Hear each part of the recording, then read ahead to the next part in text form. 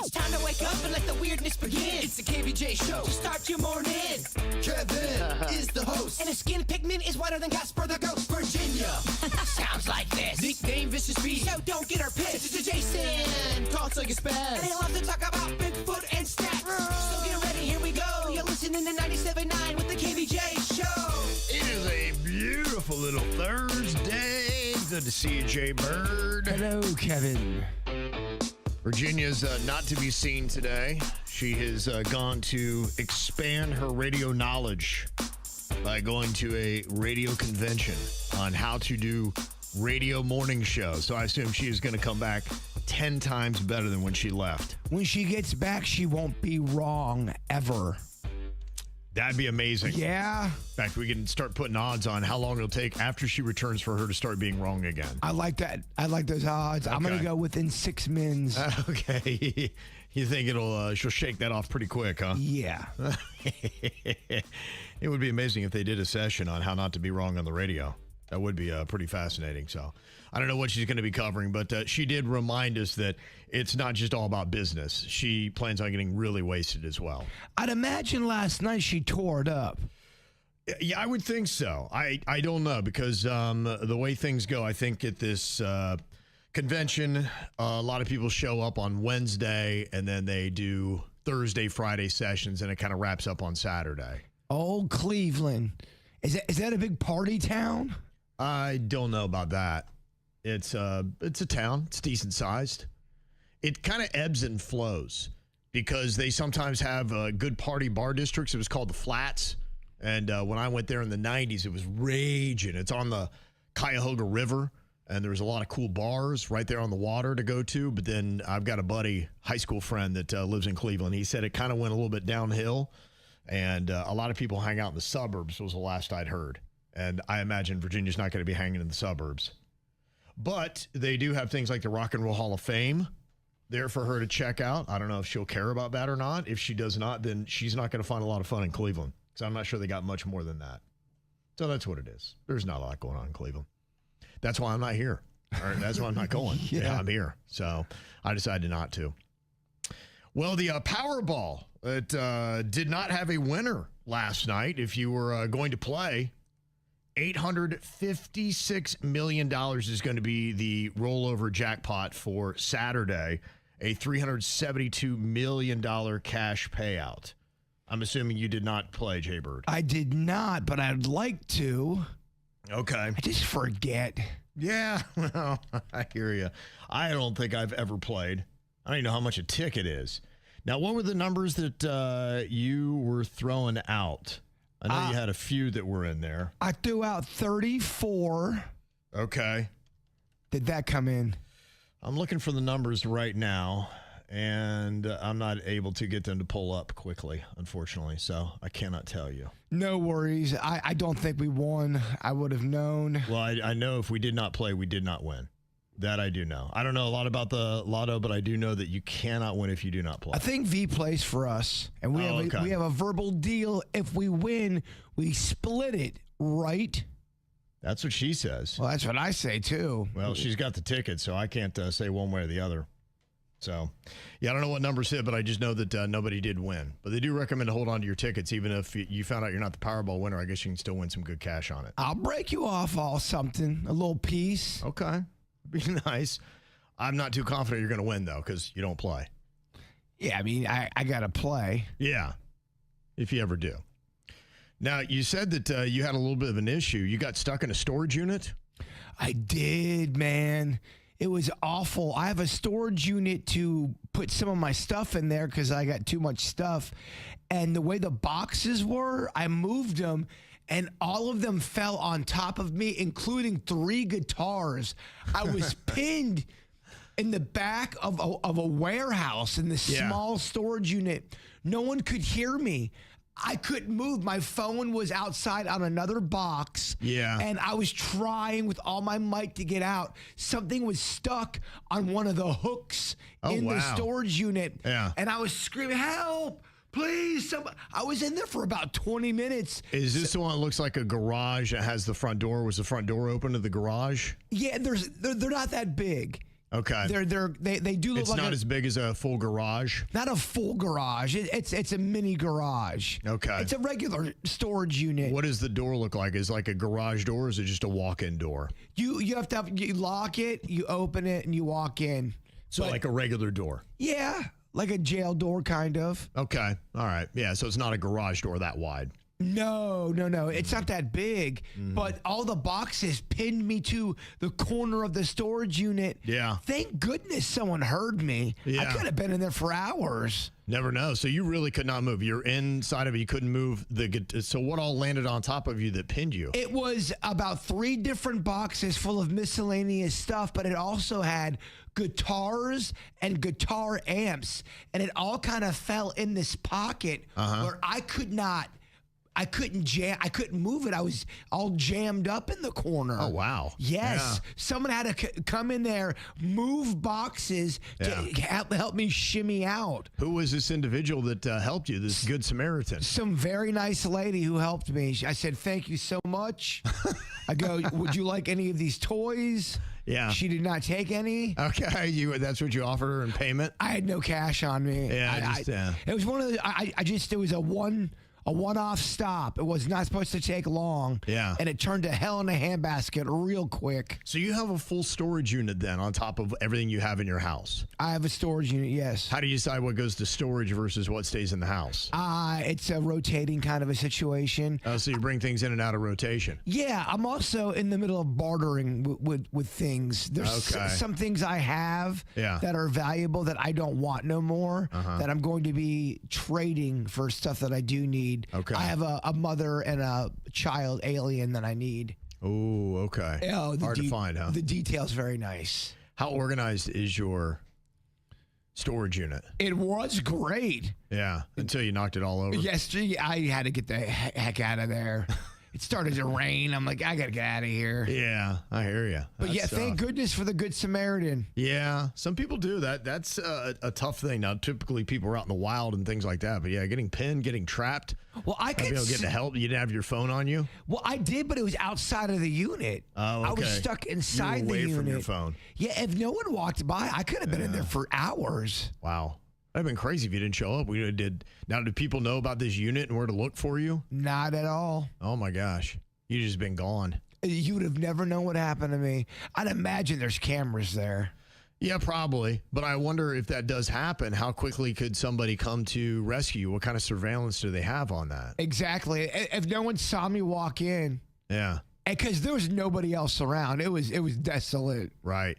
Well, thank God you're here. I mean, goodness. Once again, thank God for a random lady. How big was this lady? Was she strong, a big strapping lady, or was she more tiny? Normal of size, Kevin. Just a regular woman, huh? Just a regular woman with a big heart and enough strength to get those guitar amps off of you. Well, just moving the boxes, it was like Tetris. Yeah. Tell you what, man, you know what? You never know when your time is up. It's true. I looked in the face of death again. Yeah. And I laughed at its face.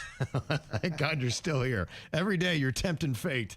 This whole summer's really been dry. In fact, we were going day after day after day, nothing but sunshine. I was kind of enjoying it, but I do realize that we need a little bit of rain. But we were not getting any. And then all of a sudden, the last week or so, it's been rather stormy. Every single afternoon, you can pretty much count on it down up some kind of T-storm going to be coming at you. Thank goodness. Need this rain. Yeah, you do. But the one thing that I often forget, and Virginia and Jbird, you were both talking about a week or so ago about how you're almost taken out by lightning, which we are in the lightning strike capital of the world. So you want to play around with that. Lightning and thunder at the same time, working in unison. Yes. And you got to watch out because, a lot of times, too, the tricky thing about it could be sunny. People are talking about that. It could be sunny and lightning still comes out of nowhere. It's just like it doesn't even play fair. Florida can kill you in 19 different ways, Denny's. There's a lightning alligator. And we're even talking with that about people who are washing dishes and they get struck washing their dishes because it can come right through that kitchen window if you're right in there, and then the water's a conductor and you got pipes and all that. I always heard you can't take a shower or a bath during a lightning storm because it might hit the water pipe. Is that true? I do. If it's really coming down, I do think about it. It'll have me caution it. Now, luckily, our thunderstorms go pretty quick around here. But yeah, has anybody ever been struck while in the bath or the shower here? How often does that happen? Now, you were thinking about that because you're about ready to give baby Lachlan a bath the other day, and here comes a big old thunderstorm. Well, yeah, I was outside on the porch. I have a little bin for Lachlan to play in that's got sand and stuff. And he was playing, he got a little bit dirty. And I seen in the distance, at the time it was still kind of sunny out, but in the distance you could see the clouds building. And so I was getting the bath ready because I was just going to rinse him off. And when there was a giant thunderstrike, and I go, and then it kind of reminded me like what you were saying. I always heard that you can't take a bath or a shower or do dishes if it's a thunderstorm because you could get electrocuted. So I stopped the bath, even though he was really muddy and dirty. I just stopped it and I go, man, I probably waited this out. So I waited, until the storm passed and stuff. But is that something you have to do? I looked online just to see if, because I've always heard the same thing you guys. Yeah. And everyone online is just like, dude, the chances are so slim that, or they'll say, Florida uses plastic pipes, so what are you worried about? So I saw this negative stuff like that. Uses plastic pipes. Yeah, or PVC or whatever. Well, I mean, it was on Reddit, Kev, so it's real. Yeah, I looked at a bunch of different things, and it was pretty mixed. Half the people are saying, yeah, you got to watch out, and the other half are like, oh, you're so dumb if you're worried about that. Imagine that. People are split down the middle. So I was just saying, I just took the precaution of not doing it. So I was just seeing what everyone else thought about that. I don't know of anyone that has ever been struck. I have heard stories. I don't know anybody personally that has. They do tell you that, yeah, you should not ideally take a bath or shower during a thunderstorm for the reasons we just stated. They do say that, they have had instances where it has come in, it causes cardiac arrest or shock or burns in some people that might be struck while taking a bath or shower. And they say in some cases, lightning has traveled through walls into showers, exploding tiles and sending shrapnel through the room. See, at that point, I would think the universe is against me and I have no shot anyway, because Mother Nature's not playing by the rules at that point. Well, I mean, you're getting attacked like that. Yeah, that's like when you go to the bathroom and a snake or a rat comes out of the toilet. They're not playing by the rules at that point. I guess it is the rules. You just got to know the rules and know when not to challenge Mother Nature. And I think this might be one of those times. I think the rules are you can be struck, and if you want to play, it's your chance against Mother Nature. Can you get struck if you're sitting on the toilet and you're going through, No one said anything about that. I think maybe because you're on porcelain, not a conductor of electricity, the water's going to be far enough away that if it did come up through, it's not going to get you. Because the tub, when I was looking on the internet, is saying it goes through the pipes, and then the tubs themselves are metal in a lot of cases. So I mean, it's just, it's a recipe to get. Well, and as the water is hitting you, that is the big issue. So it's conducting right through that water. Yeah, so I didn't take the risk. Would you take getting struck by lightning and it hurts real hard, but the payoff is you do get a superpower with it? What is the superpower? That's just it. There are some really lame superpowers. If all I can do is talk to dolphins, no. What? You wouldn't take that? No. All they would talk about is mackerel. Yeah, I disagree. Yeah. I don't think they have much to. I'd start using it. I'd be like, gosh, they have nothing to say, these dolphins. I got struck with lightning for a bunch of nothing. That'd be like one of the worst powers. I'm sorry, but I think they talk more about. They don't take. There's more than mackerel talk. I don't know, man. They spend a lot of time looking for that stuff. It's the same with dogs. I mean, as cool as it would be to talk to dogs, I feel like they maybe have 5 conversations in them. I've kind of thought that as well. Yeah. I don't know that they have a lot to add to the world. I think it's about bathroom, it's about walks, it's about food, it's about scritches. Okay. Some of the basics. You can move things with your mind. Yeah. You'll take a lightning strike? Any object at any size? Are there limitations to it? Anything under 50 pounds. No. If I could move anything with my mind, I would take it. If I can only move up to 50 pounds, the only thing I'm going to be able to use that for is to save you from your storage locker. Or you could throw dumbbells at people. Up to 50 pounds. Up to 50 pounds. Up to 50 pounds. I mean, 55, that's too much. I got to stop at the 50. Yeah. No, thank you. Yeah, no, I'm not doing that. Any size? Yeah, okay. Now maybe we're talking about a superpower worthwhile. Otherwise, no thank you. So what is your policy on taking a bath or shower during a thunderstorm? Do you refuse to do it, or do you just not even think about it? I don't do it. I don't do dishes either if it's thundering. I even kind of stay away from windows, honestly. What about you, Bird? Oh, I love being in the water during a thunderstorm. It relaxes me. Yeah, I can see why you've had a lot of health challenges. I love love thunder. Thunder when you're in the water. Yeah. It's heaven in a nutshell. Okay. I can see the relaxing aspects of it, but yeah, I don't know if it's going through the pipes and you get exploded. Yeah. But I mean, how often does that happen? We always get freaked out by all these things. Yeah. And then when you look in the numbers, it's 1 out of every 3 million people. Got to be low numbers, right? Because I never ever see any stats on it. We knew one person that got struck by lightning. Marianne, our old producer, she claims she was struck by lightning on the beach. Remember that? Did it knock her out? It knocked her down, yeah. I don't know about out, but down. Mm-hmm. Tasted like metal. She was down, but not out. Exactly. Right. Outside on the beach, I get. Inside the house, no, I do not. But a lot of people are not testing. In fact, 71% of people said that they would not take a bath or shower during a thunderstorm.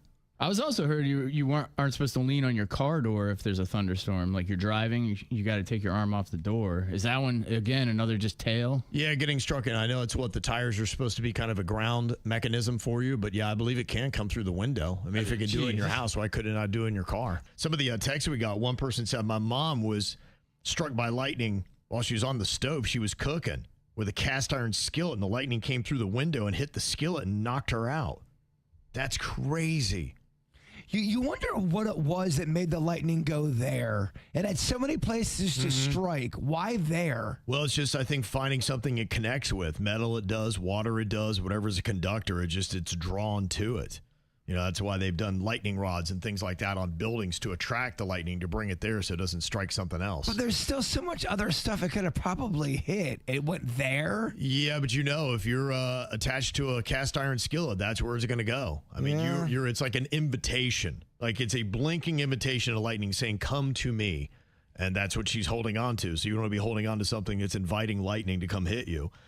And back in the 80s in Connecticut, one person said my cousin was on a cordless phone, the really old kind that had the antenna, and she got struck by lightning while on the phone. Did she finish the conversation is the question. That'd be quite an endorsement for a cordless phone, I think. Somebody else said, I had lightning strike near my car, the back rear window on the driver's side of my Tahoe. So, yeah, sometimes it can do that. And they said that it caused me to lose power steering and all the sensors got fried. Okay. And another person said during a thunderstorm, I got shocked as a kid turning off the shower. I slipped and then chipped a tooth. Oh, that's a rough one. That is a rough one, no doubt. James is on here from Stewart. And you said last week while you're walking your dog with your wife, both you and your wife's hair were standing up from the static electricity, James? Absolutely. So I think, in this lightning capital that we live in, I think you should do everything you can to stay away from, keeping yourself out of the lightning strike zone. While my wife and I were walking the dog, we were talking with the neighbor, and then I saw her hair standing up. And I said, why is your hair standing up? And then she's like, oh, your hair's standing up too. And it just caught me off guard. And I said, oh, no. I said, this is not good, you guys. I said, we got to go. I apologized to the neighbor. And, we literally sprinted home. And she was like, what's all that about? I said, I'm serious. I said, this was not good. And then out of the corner of the house, we could see we were watching. And I was talking to her about, why we should get out of the weather at that point in time. And then, boom, a lightning strike happened right there, right where we were standing. And it has to do with some kind of electrons being charged with the sky, with the electrons on the ground. And at that point, the internet said a lightning strike was imminent if you felt like the static electricity in the air. So I felt that we were kind of quite lucky, being down here and, we saw all that happen. So I mean, that is a calling card. That says that it's coming. If your hair is standing up and you're feeling the electro charge in the atmosphere like that, oh, look out. Yeah, it's letting you know that I'm about to hit. Would you have let it hit you with lightning if you would have gotten superpowers after? I don't know. I mean, maybe if I knew I was going to get superpowers, maybe. But I also thought, man, I don't have a lot of things in order. I got to keep going. I don't want to get taken out by this lightning. I really got to be more careful. Yeah, no, I am so to the point where if there's anything going on, there's any kind of lightning, you'll see me sprinting all around. I'm kind of like, there was this guy that used to keep getting struck in movies. It's called the Great Outdoors, this movie back in the day. And this guy kept getting struck by lightning. They said, if you see him taking off for the hills, you know that lightning is coming. And sure enough, he gets struck again. He had like a skunk stripe down the middle of his head because remember that part in the movie The Great Outdoors? And I always think about that. I'm like that guy now. I'm so paranoid of lightning. I'm like, I'm that dude. I take off running. I'm like, I'm getting out of here. Florida really does have a lot of ways it can take you out. It does, because as you're running from lightning, you could run into a gator or Florida man. Yeah, who knows what? You think you're safe from the lightning, all of a sudden somebody eats your face under a bridge. You just, I didn't see that coming. You know, when it's going to get you, it's going to get you, I guess. Jbird, you got a swimming pool. You talk about going back and using it, maybe for some exercises and whatnot. But you always talk about the fact that you just sink. You never float. Now, is it something where you try to float and you just can't? Yes, I've worked with the best in the business. And the most you can get me to float is about 3 seconds. I think that's my record. And then I just sink like a rock in the water. And I don't know what it is. And is it mental? Is it physical? Clearly everybody can float, correct? Yeah, I would think that you can, as the human body does. So to me, I would guess that it's technique, because I don't think you'd have an interesting body composition that prevents you from being able to float. Well, I watched this show. It's called I Shouldn't Be Alive. And it's all about, you know, these people who should not be alive. They went through some terrible experience where they either got lost out at sea or they're stuck on an island and they have to survive. And a lot of times they get lost out at sea, and what saves them is their ability to float on their back. Yeah. And that, you know, it preserves energy. You're able to, you know, sometimes catch a current. It can be a game changer. If I was to get lost out at sea, I sink into an octopus's mouth. So your odds are not good of any kind of water survival then. These surviving shows make me want to learn how to make fire with just sticks and a string. I'm stuck on some island with the woods, and I got to make a fire for everybody. If not, we are going to die of hypothermia, and I got to get a fire going. Same thing. I got to swim across the way. I'm going to have to learn to float to get help. It's kind of an amazing survival thing if you can do it, to be able to go and do all those kind of things. I see why you'd want to. Now, when it comes to floating, it says that humans are naturally buoyant to some degree, but not everybody floats effortlessly. I guess you'd be one of those people. Yes, they call me Sinks. Sinks? They say that it comes down to body composition, your lung volume, the water type, because salt water is denser than fresh water. In fact, if you go, one of the things when I went to Israel, they had the Dead Sea, and it's the Dead Sea because there's so much salt concentration in that water that nothing can live in it, and people can effortlessly just float on it. You just kick your legs up and you just sit right on top of the water. It can save lives. Yeah, I don't know that you necessarily want to be drinking anything from the Dead Sea or floating in it, but you can, and it'll help you out. They say that women generally have a higher body fat percentage than men, which can make floating easier for women under similar conditions. And then the rest of it's all about your technique and your relaxation. Proper body positioning, controlled breathing, and relaxation improve your ability to float. I've got the floating yips. Yes. I think it gets in my head. I'll go, all right, you're floating now. Just don't think about sinking. Don't think of I'm sinking. And then there you go, huh? Yeah. Yeah, it is odd. Some people are texting in saying, yeah, I don't float either. It just sinks. Well, thank you for giving you your story. I'm glad I'm not one, and we are a group. How intense were your lessons? How long did you go for it and not be able to float? I never took swimming lessons. Okay. I learned on my own. That's why when I swim, it looks as if I'm fighting a shark. Have you ever had an instructor in the pool with you trying to help you float? I did. I've had it. Yeah. I've had it a few times. At Station 1, we tried it. Yeah. I think we tried it at Station 2. Still nothing, huh? Nothing. I can get three seconds, and then there you go. I'm at the sea. Now, do you go all the way to the bottom of the pool? Yeah. So you just keep going. Unless I start to, Yeah. move. But if I didn't move, I would just sink down. into the abyss, as they call it. Yeah. Apparently, some people just can't do it either. But does that mean I am float hopeless? Do I try to Rudy this thing and keep fighting? Well, you'd have to figure out why you cannot float. Is it a matter of your body composition or is it your technique? Is it physical or mental? And then what you'd have to do, if it is your body composition, as it said, then you would just have to overcome that with your technique. So your technique would have to be better in your relaxation to make up for what you don't have in body composition. This one guy was out at sea for 2 days. He was he had to float through a school of jellyfish. Yeah. But he floated, and that's what kept him alive. I would have learned how to make a fire, and I want to float. No, it's always been in my head. I remember when I was a little kid, there was this TV show called Magnum P.I., and one time he was out in the ocean, and the same thing, he had to float, I think it was for 24 hours. Yes. And so that's always been in my head. What if you were ever in that situation? Could you float? I can float. I can get on my back. But, yeah, that's the question. How long before you would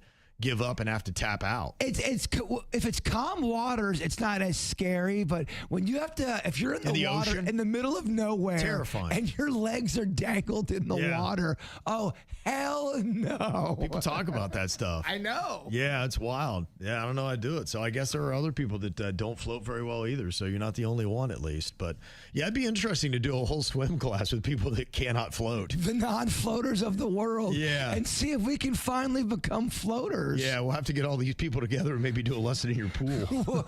we're a group. We're a community. I can see how many people we can actually teach to float. I love it.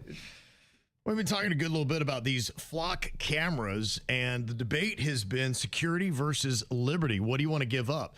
And it seems like a great concept until you put humans into the mix, and humans keep screwing the concept up. This story out of Mooresville, North Carolina, a police officer, Elizabeth Snowman, has now been charged after investigators say she misused the department's flock safety license plate reader system 31 different times, all to track and gather information about her boyfriend's ex-wife, and all for personal reasons. And we've said this many times that, yes, it could help you find a perpetrator that's abducted a 13-year-old girl like what happened a week before. That shows the good. This definitely shows the bad about it. And they say she also lied about why she accessed the system, entering false justifications such as traffic violations, burglary, and robbery investigations. That way you can get around the system to get in, and it looks like it's valid. They say of the 31 searches, 29 were made while on duty, 2 of them while off duty. So you can access it if you're at work or if you're not at work. They said they do a 30-day audit of flock searches, and that's when it all came up. Now, that's a bit reassuring to know that they're looking at who's using it and for what reasons. She tried to make it look like it was legit, and they still flagged it and figured it out. So that is a plus for it. But again, it just goes to show you that people working in these departments, how often can they be trusted? And you can really violate somebody's civil liberties by having these flock cameras. That's why people get nervous. Yeah. Yeah, I don't know. That's going to be an interesting thing, and that's another strike against it. And so far, almost 80% of the KVJ TV audience is against these flock cameras because I don't think that they've got the system good enough that it can't be abused, because we're hearing multiple stories of it being abused that way. Well, that's good. I think we should invent something, have it go out there without any kind of safeguard whatsoever, and then just kind of see what happens. Well, that's AI. That's everything that we're doing these days. We're putting out all this tech and all these new things and thinking it's going to improve people's lives, but are the safeguards there first? And it doesn't seem like we care about getting the safeguards there first. We care more about getting the product out there faster to consumers. Let me ask you this. In 30 years, will time travel be possible? No, I don't think so. I think we're still a ways away from that. Okay. Yeah. We shall see. Okay. We'll remember this in 30 years. Hopefully we'll still be on the air. I would love that job security. Here's another one of those things where they might be rolling something out too fast. There's a startup that has developed a remotely controlled centaur-like robot. Oh. The robot is over 6 feet tall. It's got a humanoid torso and a 4-legged chassis. They say it can perform tasks in conditions that are dangerous for humans, such as extreme temperatures, bad visibility, or high risk of injury. I mean, it sounds amazing and badass, but it's also horrifying. I don't want to go and fight some centaurs out of my yard. Yeah, it's just, again, imagine if somebody, this sounds like Bond movies, doesn't it? We create these centaur-like robots to help us in fires and extreme temperatures, and they're indestructible, and then one bad guy gets control of all of them. That's why I asked you about time travel. All this other stuff is possible. Why is time travel so out of the realm now? I think because they haven't even yet necessarily proven time travel and that it is capable and how it works. So you'd have to, one, prove that, yes, time travel is possible. Then you have to develop a system that would do it. And it's not going to be driving in a DeLorean car to get there. So. You don't think 88 miles per hour is going to get it done? Yeah, I think that we're still a very long way to get to that step. Denny's marked this audio down. And if you're alive in 30 years, remind us. I'll likely be in a nursing home, but come wake me up from my tapioca-induced coma. I don't think I'll be around in 30 years. Well, we've got school going to be kicking off next week, and there's a lot of things that you got to get ready for. I know the back-to-school shopping is going on at a very crazy pace as a lot of people try to get their kids all ready for next week. Now, one of the big questions is, what are you going to be doing with tech? What do they provide? What are you going to need? And then what are your concerns about your kids that are going to be going back? Now, there's a lot of different things that are going on in Palm Beach County. The school district is considering updating its student code of conduct to impose tougher penalties on students who use AI-generated deepfakes to harass, bully, impersonate, or intimidate classmates or staff. Good. I like that as well. Shouldn't be bullying people anyway. They say that the policy would specifically prohibit creating or sharing manipulated images, videos, or audio designed to harm someone's reputation or disrupt the school environment. And they say they're seeing way too much of this. Oh, yeah. Social media in high school's got to be just dreadful. That's probably what, your social status is in the balance of social media. Yeah. That can make or break some kids. I had seen last year, I remember there was a girl, she was a good girl, good grades, did everything absolutely right. And somebody made a deep fake and put some stuff out like she was the one putting it out there. And it really affected her reputation and her mental health. And she really went through it. It ain't right, dog. No, it's not. They're talking about now that they would have disciplinary actions ranging from suspension to expulsion, depending upon the severity of the incident. And I'm all for it. I think they should have a no tolerance policy when it comes to AI generated deepfakes for harassing and bullying kids. Well, what's the difference between that and someone just saying it to your face? You could argue if someone just says it to your face one on one, it doesn't have that much damage. When something lives online, it's there constantly. Anyone can go and see what someone posted at any given time. Yeah. It's horrible. No, it really is. So, I mean, it just seems like one of those kind of no-brainers that, as we talk so much about school safety and protecting our kids and doing new things like drones and whatnot, it just seems like we should also have a policy like this that is keeping people from doing it the way with AI. It's the KVJ Dirt of the Day. It's the KVJ Dirt of the Day. Virginia, take it away, because you know we need that Dirt of the Day. This Dirt of the Day is brought to you by my favorite closet people, closetsbydesign.com.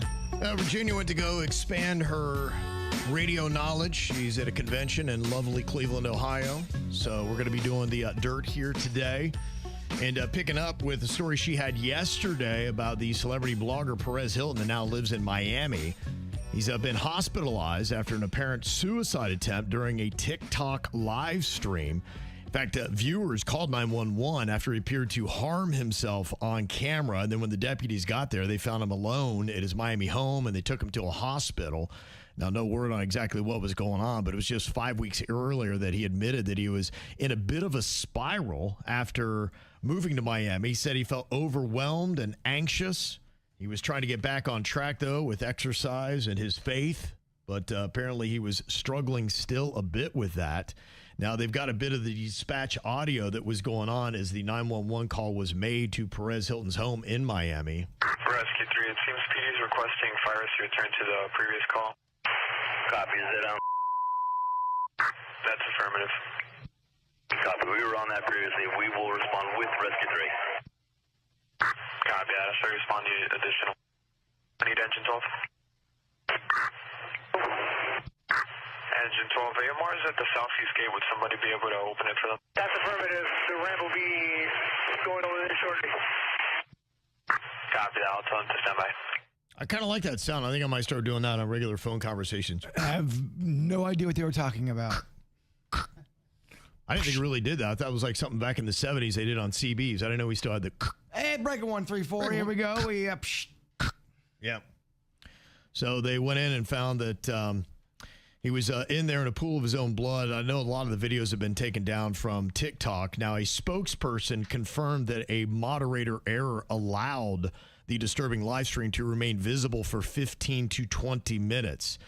TikTok does have automated systems that flag the content within minutes, but a human moderation failure delayed its removal.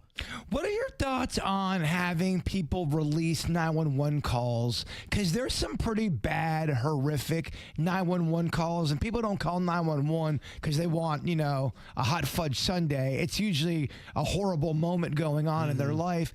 Do you think that's cool to release them to the public? I know it's part of the law, but is that something that we should rethink? Because I don't know if something happened to my family member and then they're playing the 911 call and everyone got to hear that and the horribleness of it, would you want that out there?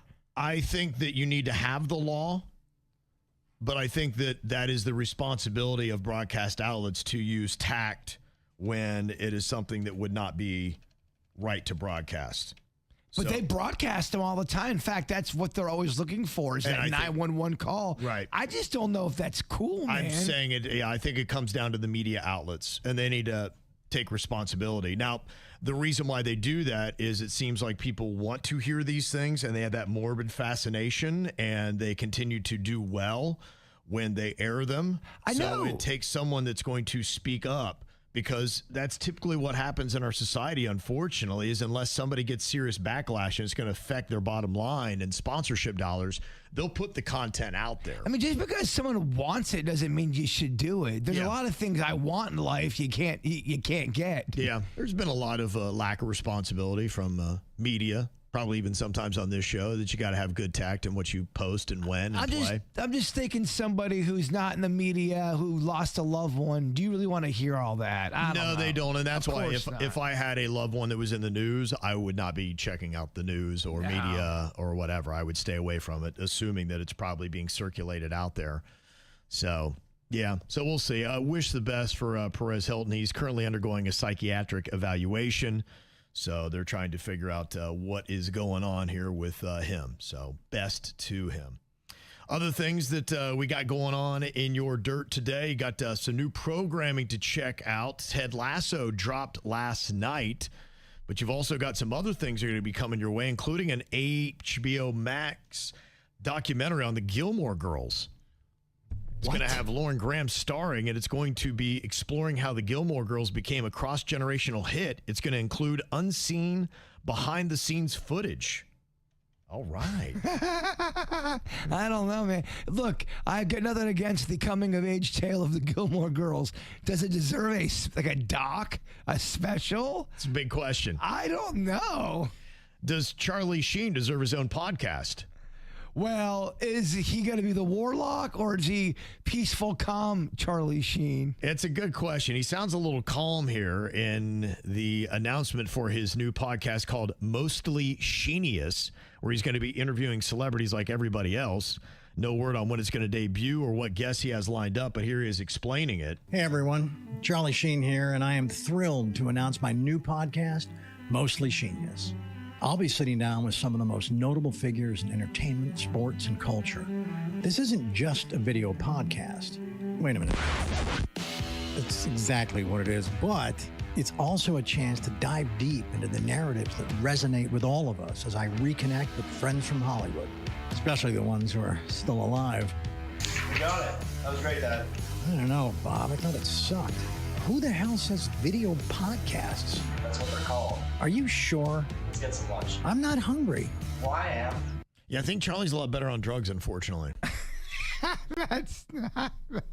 I know you really shouldn't be saying that, but I guess we'll see what happens. That's what they said about Steve-O when he did the roast on Comedy Central and he was all sober. They go, Steve-O, this whole sober thing, it's not working, man.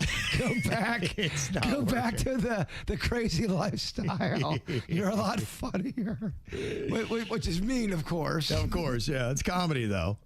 Well, there is a comedy podcast. It's called Your Mom's House. Yes, with Tom Segura and Christina P. Yeah, well, she's now talking about their impending divorce is going to be coming up, so it's going to be interesting to do a podcast where you're divorcing. I saw this coming about 18 months ago, and I got crap from people from KVJ Nation when I said Tom Segura and Bert Kreischer, their hardcore fans are turning on them. And people go, oh, Bird, you don't know what you're talking about. They have. They've turned on them. What about his wife? Did you call that one? I alluded that there was some trouble in paradise. I think there's trouble in paradise with both of those two guys. With each other? No, or well, just... yes, I think they don't like each other as much as they allude to. Okay. I can tell that Tom Segura gets annoyed with Bert Kreischer.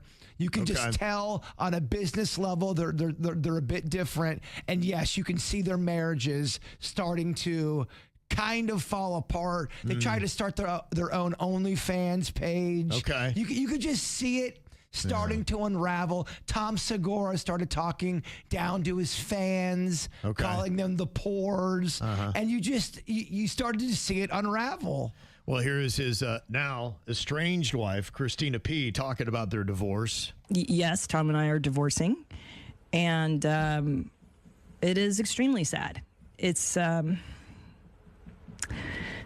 I don't know if I was going to cry this soon. It is very sad.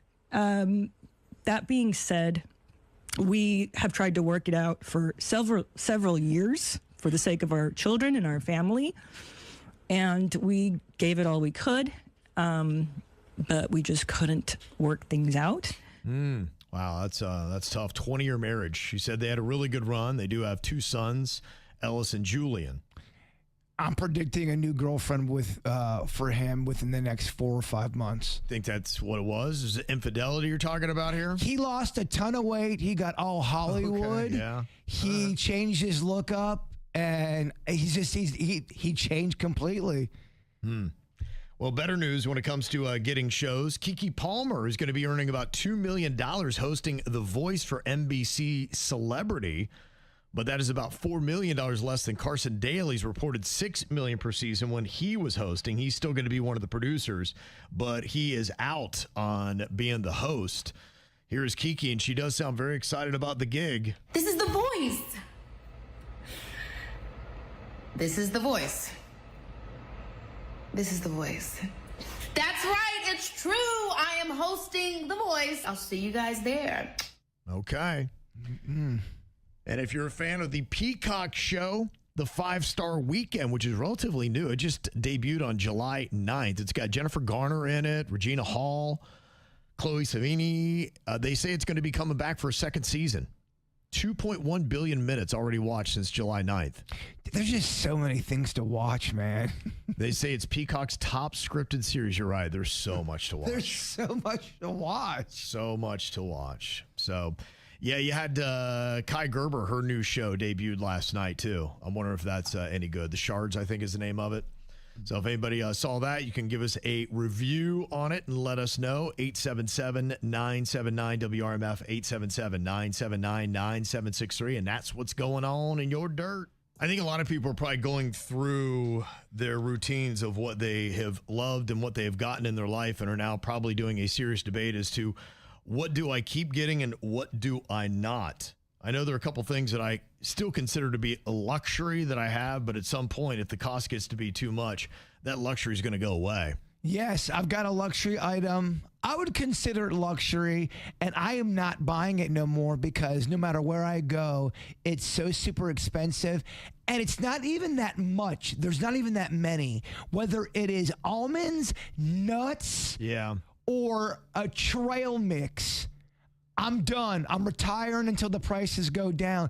Dude, I saw a bag of almonds for $14, and I could have eaten it in a half of episode of Boy Meets World. That's how long it would have taken me to eat that bag of nuts. Yeah, it's pretty crazy. I have maybe one item or two. I'm doing my dark chocolate that I love, and I'm just hearing that it's getting harder to harvest, harder to get, and I imagine the price on that's probably going to go up, and at some point, you got to tap out and be like, that's just something I got to retire. 2 bags of almonds is going to cost me 30 bones? I think not. No, I'm not. I do not. It's nuts. You know, it falls really in the same category as my chocolate, which the cacao is hard to harvest right now, and the almonds takes a ton of water. Now, I guess it's not good for the environment, so that's why I have all the nuts. The almond is going through the roof. I mean, look, almonds are great. Don't get me wrong. Yeah. $13 worth? Hell no. We were trying that exercise the other day to see what prices other apps would give us, and my wife does all of our shopping, so I would do terrible on the prices, right? I have no idea what anything costs. I could not believe the cost of toilet paper. Oh, yeah. When you look at that. I think it was, it was a huge pack, maybe 30 rolls, but it was like $45, something like that. I mean, I guess it's well over $1 a roll now you're paying. Look, if you grow up in a big pooping family, you need a lot of rolls, and there are some big pooping families out there. Well, and that's another one of those things where, to me, that's a luxury item. I don't do a lot of fancy things in life, but I do dark chocolate, and I do nice soft toilet paper I really respect my behind. See, I don't think that's a luxury item. I think taking care of your butt and your innards of your butt, I think that's not luxury. I think that's just keeping it right and tight. Yeah, I agree. That's not luxury. But one day I might have to say I got to downgrade the quality of the TP, and then you're going to see me walking funny. You can't. It's like kind of like when you put cold peanut butter on bread. It's the same concept of cheap toilet paper. There's always going to be holes. Yeah. Holes in the bread, holes in the paper. I hear you. I'm not liking it at all. It's rough. Now, what about this concept, though? Because groceries, there's so many items that are going through the roof. Imagine if you could save 10% off of your total bill. This is being floated in New York State, where they are looking at automatically knocking 10% off your purchase if you use a self-checkout kiosk instead of a cashier.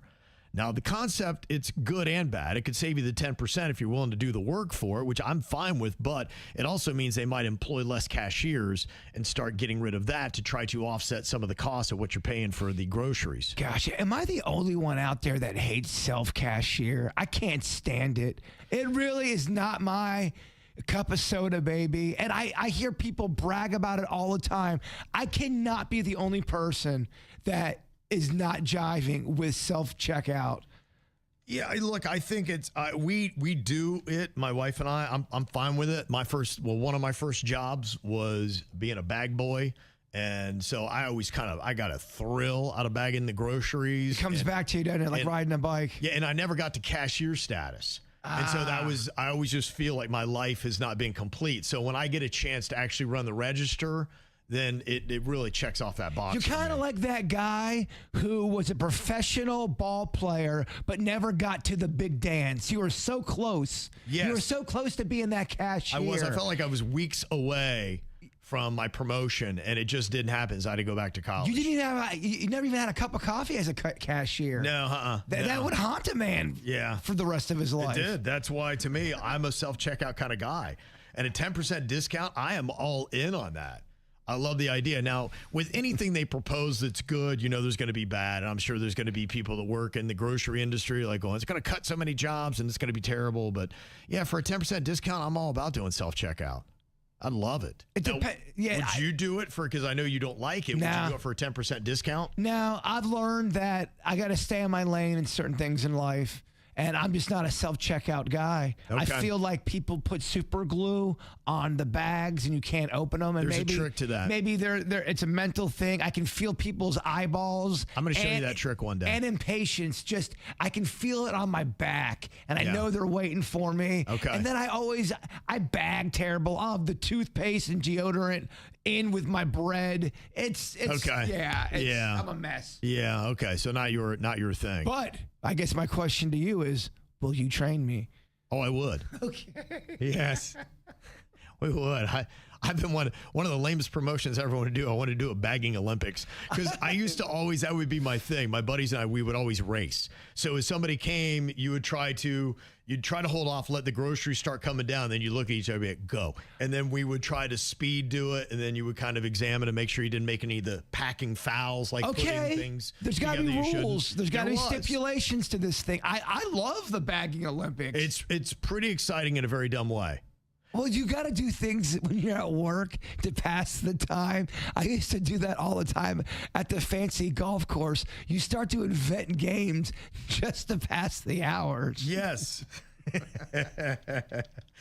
They are doing something right now. It's called the ESPN 8, the Ocho. It's ESPN's annual celebration of the world's most unconventional, obscure sports.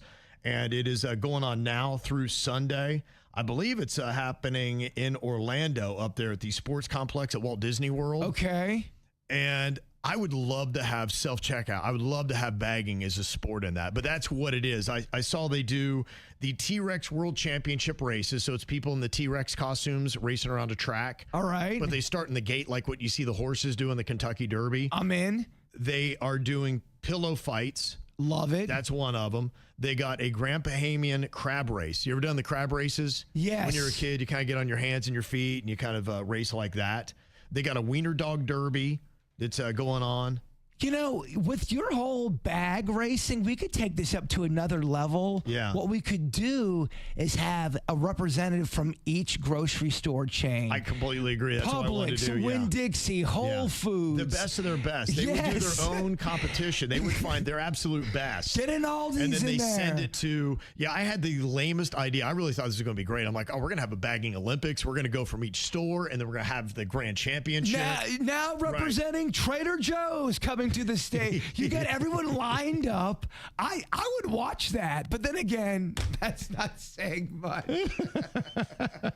I finally started working it through in my head. I'm like, this is the worst idea. Well, you've had bad ideas. This is one of the worst you've ever had. Here's the thing about bad ideas. If you can just create enough passion behind that dumb idea and get people behind it, it's not a dumb idea anymore. Okay. Now it's a dumb idea with passion. Okay. And people love that. 89% of people said they would do self-checkout for a 10% discount. Wow. So I'm in the 11% that just does not get it. Yeah, you were in a small minority of people that would not do it for a 10% discount. I will say it's a different animal when you're at Walmart compared to Publix. Publix, it's a little bit smoother. Walmart, I'm afraid I'm going to get shivved. Right now in Orlando, they've got the ESPN 8, the Ocho 2026 games going on now where they do a bunch of ridiculous little things. And I was thinking about back in the days of bagging groceries. And now New York is talking about giving you a 10% discount possibly if you do it yourself. What do you think of a grocery bagging Olympics? 58% of people think it's a great idea. 42% are going with terrible idea. Well, don't concentrate on the 42. 58 strong. Okay. Those are big numbers, baby. That fills up an arena. Well, apparently the arena's already been filled because the best bagger competition and championship has been going on since the late 80s, like 1987. The National Grocers Association has been putting on this contest. How I didn't know about it, I would have been eligible in that time. You should find out who the champ is and start trolling him online and go, hey, there's a new badass in town, baby. His name is Rocco Camarota, and he is an 18-year-old who works at a Publix in Georgia. Okay. Won the $10,000 prize. So Rocco's the one you got to go for. Do you want to start a feud with an 18-year-old kid? I do not. If that was Virginia, let me take him down. I don't care if his name is after my son. Take him out. $10,000 cash prize they get. Good. I love it. I think it's fun. I like Goofy. They judge you on speed, the bagging groceries in under 53 seconds. The technique, they look for proper bag building, weight distribution, and the protection of fragile items, and also your presentation and attitude. You got to have the presentation, the customer service, and professionalism all while you're bagging the groceries. That all factors into it. I know one of my problems. I stuff hard. I am a hard stuffer. I put too much stuff in one bag to a point where you go, Bird, you don't need that much stuff in that bag. It's going to explode. So I think my ratio needs to get better. Yep. And I'm trying to do the game film on my own self, you know. There's a lot that goes into it. I mean, there really is. And you can even get a little bit fancy, kind of like cocktail. I used to like that. We would kind of flip the cans a bit before you put them in, so you put a little bit of flair into the competition as well. That should be worth some extra points. Yeah, maybe we need to go check this out. I'm all down with it. Now, you're saying there was something else that the price is a little bit crazy on. I don't know how many people are in the market to get mime classes, but you were looking at it because I guess you were trying to do it through YouTube and you want to get an individual specialized class, and you said you couldn't believe what the price was. Well, to get one-on-one mime training, the cheapest I saw was $75 an hour. That's pretty wild. I thought that was crazy expensive, no? For mime classes? That seems very steep. I think I got to stay with my YouTube instructors. Yeah. I'm not doing $75 for mime classes. I mean, how many people are taking mime classes these days? More than you would think. Really? Okay, because I think there might be 3. Kev, I get emails and messages from people that are KVJ Nationers that are in the mime community. Okay. I know it sounds... It's a silent movement? It's a silent movement, and they all say the same thing. The first month is the hardest. Okay. How far in are you? Have you done your first month yet? I'm almost 2 weeks in. Okay. All right. You got a ways to go. I did a routine for Twigs from the snack pack last night. Yeah. He's very harsh with his critiques. He had a lot of notes for me. He had a lot of notes. Yes. He does not. He not enjoy the performance? Well, he kind of knew what I was doing, but he's like, dude, you're no. He goes, you're not stiff enough. You're not making it believable enough. You're too fluid. All great notes, but I'm not gonna lie, it's been hell week. Okay, you know your ego, huh? But I'm not stopping. People think, oh, you're not doing the mime no more. Oh no, I'm miming. Yeah, I'm just doing it in my own time. Okay, the makeup was starting to hurt your eyes, I believe. There was some issues. It was blinding you. There was some issues. People fighting online, losing their minds. So we read the crazy crap they write and have a fun time. Well, get ready for this week's digital drama. Well, we got Faye, who just opened a new breakfast restaurant in the neighborhood and put everything, including her life savings, into it, trying to make it a success. But Sonny and Len have been blasting online with brutal one-star reviews, telling everybody they need to stay away. But apparently it's not just about the breakfast. Years ago, Faye had a fling with Sonny's boyfriend, and Sonny has never forgiven her. And now an old love triangle has turned into a full-blown breakfast war here, and it's all over social media. So we're going to give it some attention here today. I'm going to be playing the roles of Faye, and then I'll be Vance because Virginia's out here today. So we got Jbird playing the role of Sonny, and Denny's, you'll be Len. Okay, here's what Faye had to say. I make incredible breakfast food, but Sonny, the psycho, won't let me enjoy my success. She has her little army bombing my Yelp page with fake reviews. My eggs are the best in the state, and my pancakes speak for themselves. Do not listen to Sonny and her bitter minions.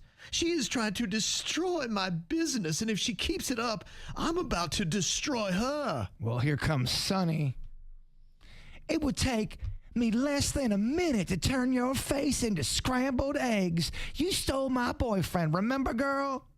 You're not the victim. You're an egg-stirring hoe bag who serves food that tastes like it was cooked with a hair dryer. Where'd you get your ingredients from? Behind a gas station dumpster? I think Faye's breakfast is incredible. Her hash brown casserole deserves its own holiday. Let's be honest, Sonny.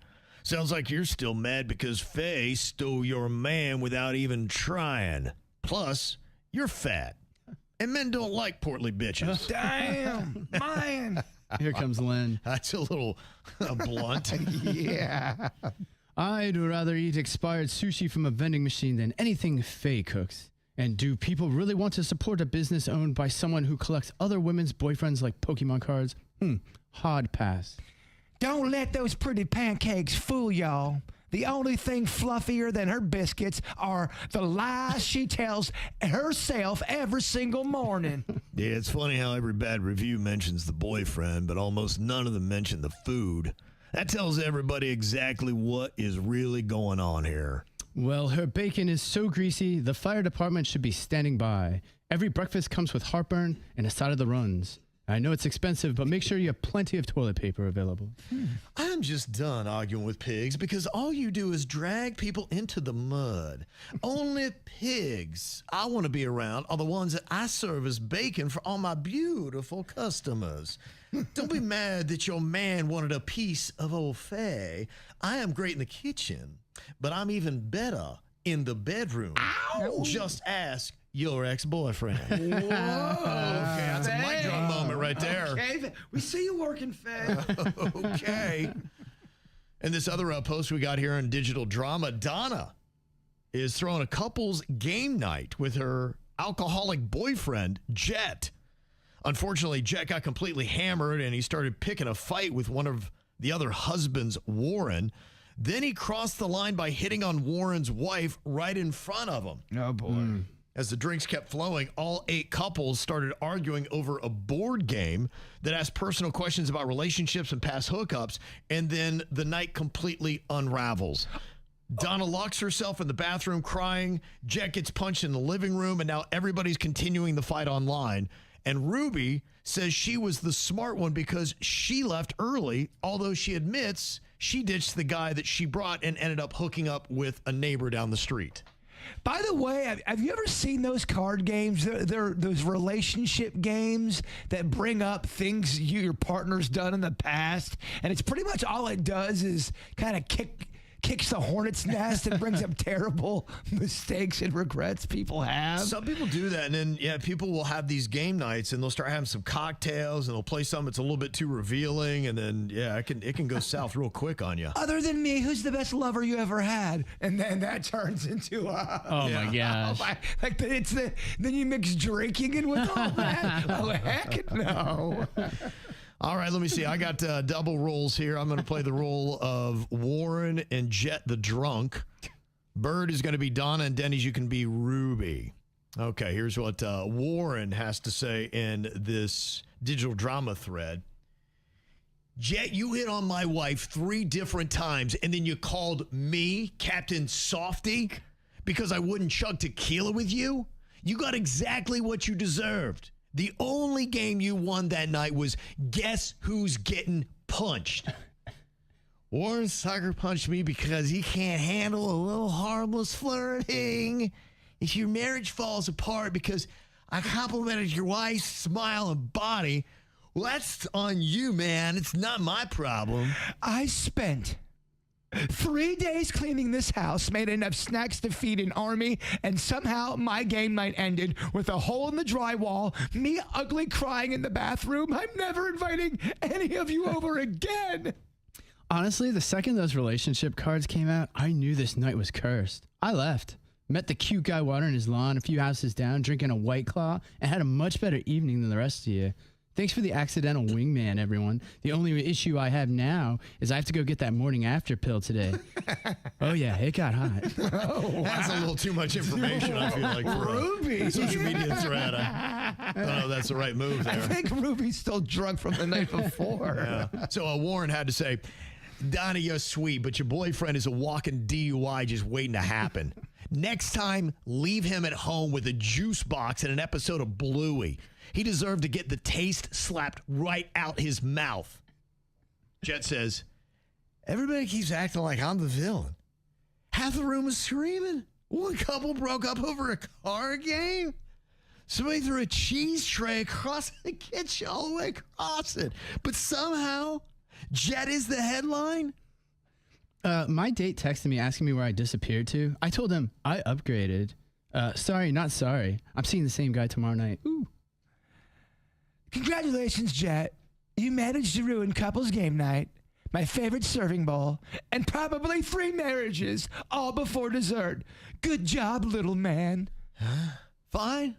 The next game night, we're going to skip the card games. I'm just going to come right in. I'm just going to punch Warren right in his fat, acne-rotten face. You know what? Y'all kind of suck. So in my assessment, I think Jet and Ruby are still drunk from the night before. Could be. Because they sounds like they tied one on. It could be. Well, I mean, Ruby hooked up with the guy watering his grass. He had a White Claw. He watered more than grass, my friend. How did He that, fertilized it, too. I would love to see how that started. Yes. Where it went from watering grass to hot and heavy in the bedroom. Drunk walking. Who wants to laugh their ass off? Ooh, I know I do. He wrote some funny punchlines just for me and you. It's Danny's Joke Jury. Who's ready to laugh? All right, Denny's Joke Jury being powered by Lebovic Law Group, Warriors for Justice. We are going to be playing the Joke Jury, letting them know what's funny and what is not. What you got today, Big D? Well, since the Joke Jury is sponsored by Lebovic, I did a lawyer joke for him right here. Okay, well, that's given for the client. So the first joke, where do lawyers go when they visit Africa? I don't know. Where do lawyers go when they visit Africa? Sudan. Oh, okay. Poor Dan. Suing his ass. Sucks to be him. All right, second joke. How do deaf pigs communicate? I don't know. How do deaf pigs communicate? With swine language? Oh. So hard to make all those characters with hooves. Yeah. Third joke. Which Transformer can turn into a silent French clown? I don't know which Transformer can do that. Optimus Mime. Oh, Okay, yeah. Mime comedy's making a comeback. Fourth joke. What kind of twins did the octopus have? I don't know what kind of twins did the octopus have. Identical. Identical.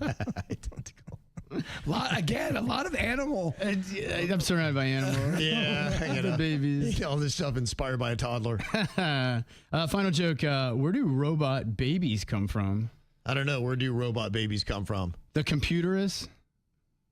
Oh, okay. Computerist. Yeah, no, it's. Yeah. We heard you the first time. Maybe if I say it louder.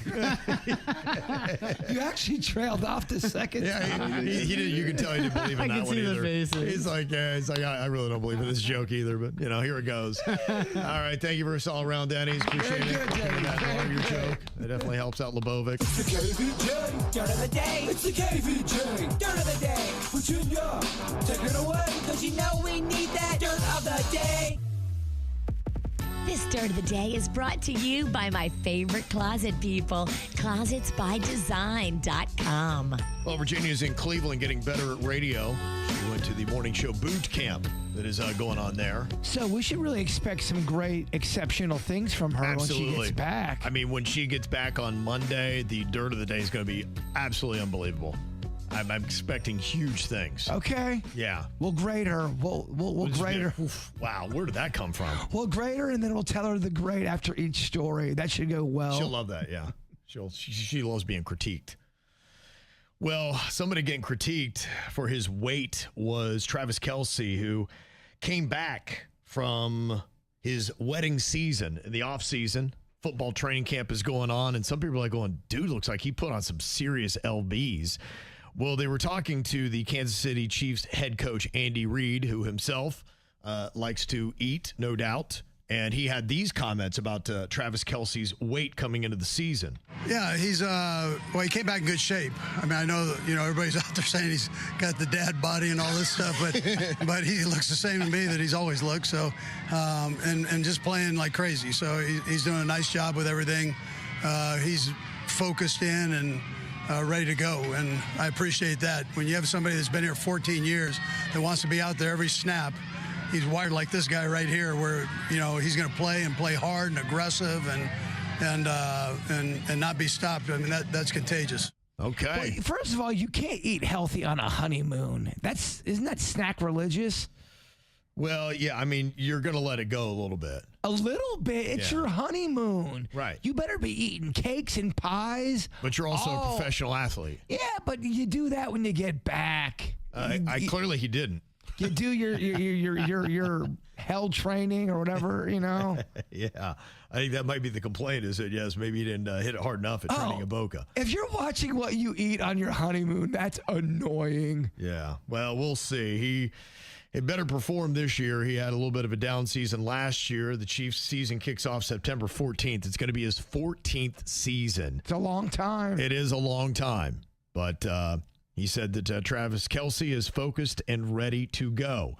Well, we found out just this last week how much money he and his brother Jason make on the New Heights podcast. It is pretty significant. It was like over $20 million, like maybe $23 million, if I remember right, how much they're making on that. Is that just a sports podcast, or they talk about pop culture as well? A little bit of everything. Yeah. So, and that's where they've announced some of the things with Taylor Swift and had her on there, and she's definitely helped out those numbers. It is a good bit of sports stuff, which is definitely Travis and Jason's world, but his new world might be music. They say that Travis Kelce might be trying out country music when his football career is over, and I believe he knows somebody that knows all about country music that lives in his house now. No, I think it's well-deserved. Okay. They say that he's been talking about recording a country album for months, and his recent performance at his own wedding was reportedly just a test run. He did sing there. We haven't heard the audio from that yet, but we have heard him sing before. He does like to pop on stage and sing some party tunes. Here's a little snippet of Travis Kelce singing.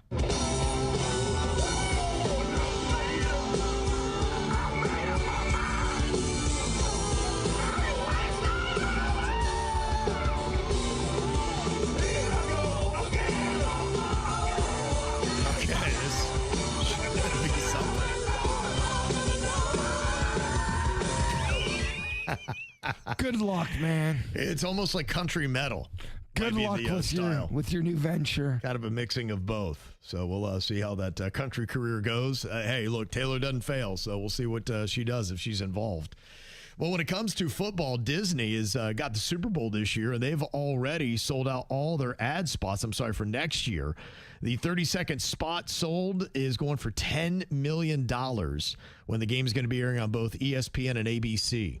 I think it's a waste of money.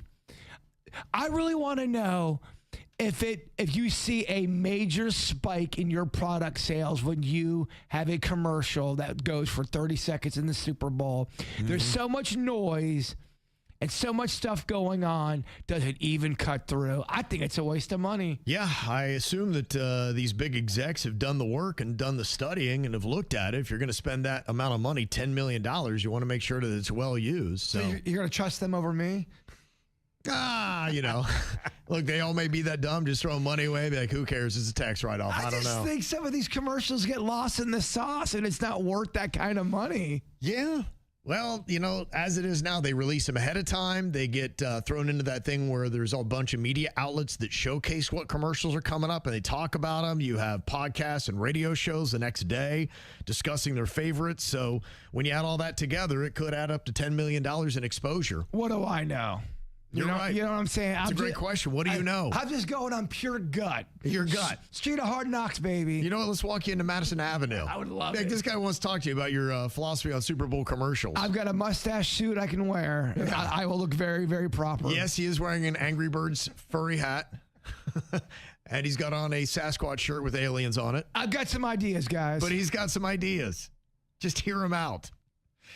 Well, Disney and TikTok have announced a partnership allowing creators to use clips from Disney films and TV shows in their videos. Some of the franchises include Star Wars, Toy Story, and the Marvel Cinematic Universe. Yep, you're starting to see a lot of bad AI slop out there. There's a lot of slop, man. Yeah, I guess they figure that, you'll include all these franchises and all these TikTok videos for more exposure. And ultimately, I guess Disney feels like they're going to make more money because of it.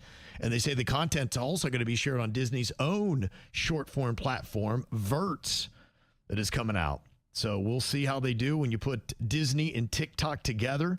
The deal is going to be launching in the U.S. before expanding globally coming up. Well, they say people who own newer model BMWs are complaining because banner ads for the new Spider-Man movies popping up on their dashboards. Yeah, you are getting hit with ads everywhere you go. You can't do anything anymore with getting these ads that hold you hostage for 15 to 30 seconds. They're getting clever now. When you watch something on YouTube, they're taking a real produced commercial, kind of like a car commercial you would see if you're watching regular television commercials. Yeah. And they're taking them, inserting those into the content. So you think, oh, I'm not going to get any commercials. And then all of a sudden, first, here's a note from our sponsor. And it's a full-on car commercial. Could you imagine if you had to sit through an ad before you started your car?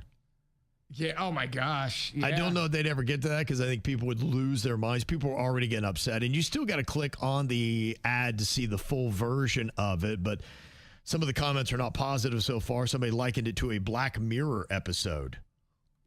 Well, Adam Sandler does something very interesting when he goes in the pool. He wears his socks. And his daughter's explaining on Jimmy Fallon's show why. Me and my sister, we dressed up in his clothes before that was popular and cool. Like the shorts the and big shirts, the shorts. We held Diet Cokes and like yelled about the air conditioning being off. And then we jumped in the pool with our socks on because he wears his socks in the pool because he can't bend to take them off on land. So. That is not true at all. He is the funniest dude ever. True. So he jumps in the pool with his socks and then floats his feet up to take them off? Yes, and then he'll drain them and then you play catch with them. Unbelievable. That sounds like a lot of fun. That sounds like such an Adam Sandler thing. That's great. And that is your dirt of the day. It's time for viral audio. Hey, you have beautiful hair. They can't hear me because they're listening to Kids Spot. We got weights and fit. There we go. Well, pretty exciting night at New Stadium last night. If you were there watching Inter Miami beat Atletico San Luis. Final score was 4-2, and it was good to have Lionel Messi back after the World Cup. He jumped right to it by scoring a couple of goals last night. And boy, this is some exciting stuff. Leo, sigue Leo, se la jugó Allen de primera con Bright, de cual Leo, lo grito. ¡Gol! ¡Gol!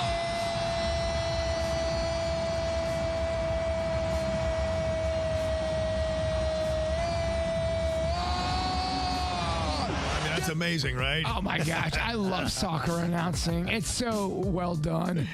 He even had an assist on a corner kick last night. Messi, lo busca Fricio. Micael.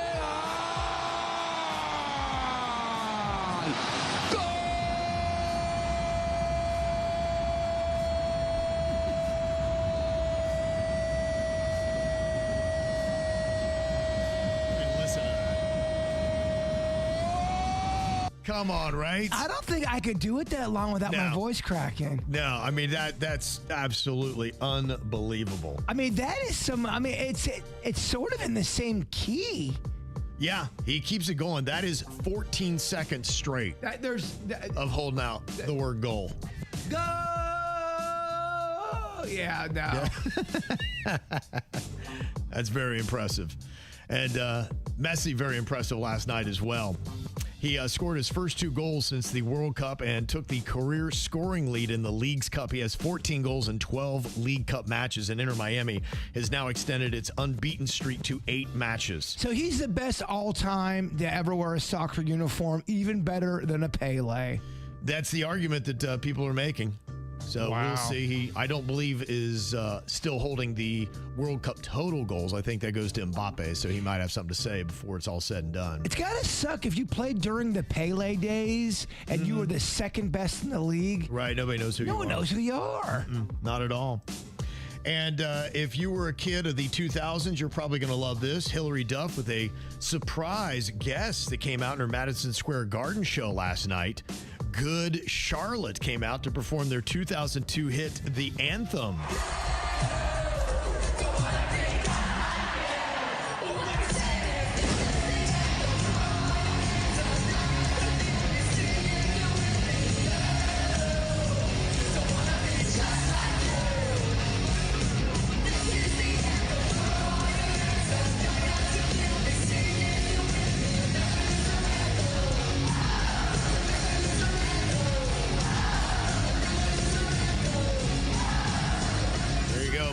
anthem now. I like that style of music, and I make no qualms about liking me some good You like a little Charlotte. pop punk? I do like my pop punk. Pop I punk? do, yes. Yeah.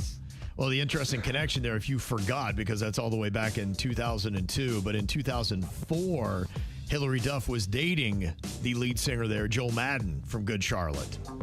In fact, you might remember she was 16 at the time and he was 25. Oh! Yeah, they dated for 2 years from 2004 to 2006. Is she calling him out? No, she's having him on stage. That's true. I don't know if that's a call him out. That's a weird way to call somebody out. She's calling him out to perform. Yeah, that's the only call out she's doing. Maybe there's a little bit more to Jbird's call out that he had on Monday, talking about how he's having a hard time with Amazon delivery, saying that the last 5 packages that he's received have all been bumped around and broken and smashed and all kinds of issues. And now there is a video that has come out which kind of shows you that maybe it's not just Jbird that's getting it. There's a video that is going out today and going viral of a doorbell cam capturing a moment that a delivery driver tossed a package onto the front porch of a Florida home before snapping the delivery photo and walking away. Now, it's not Jbird's home that you see, but the person is about maybe 5 or 6 feet away from the porch, and they chuck the package, and you can hear it land. And a dog going off. Dude, if that's anything valuable, it's going to be busted up. I received something from eBay yesterday. It was perfect, wrapped amazingly, and I was getting away from eBay because I thought they were too expensive. Amazon has slipped. They pull up, not in Amazon cars no more, so it looks like someone's coming up to rob your house. They're not even dressed like Amazon drivers, so you think, am I getting bum rushed here? Yeah, right. Am I getting cased? Yeah, you never know what's going on. Now, the homeowner said the package was delivered by a third-party carrier that is used for some Amazon deliveries. I like it. And Amazon says it's investigating, adding the video does not reflect the standards we have for our delivery partners. But, you know, you look at this and we're throwing a lot of shade at the Amazon drivers, but maybe there's a reason for all of this. Well, and one is pay. I don't care. You don't get to damage people's... You don't get to damage people's stuff because you're frustrated with your pay. That's not hashtag being cool. I agree, but you also do get what you pay for. And, you know, not paying for quality people to be the drivers, you're going to get a lot of smash packages. And I think Amazon might have to decide how they're going to be handling this. I'm never going to make an excuse for somebody that's going to smash packages and not do their job. I get it. You don't like your pay. This still does not give you the right to destroy someone else's property. I think it's stupid, and I think it's wrong. I think you have underpaid and disgruntled drivers, and they're probably doing this actually to make a bit of a statement.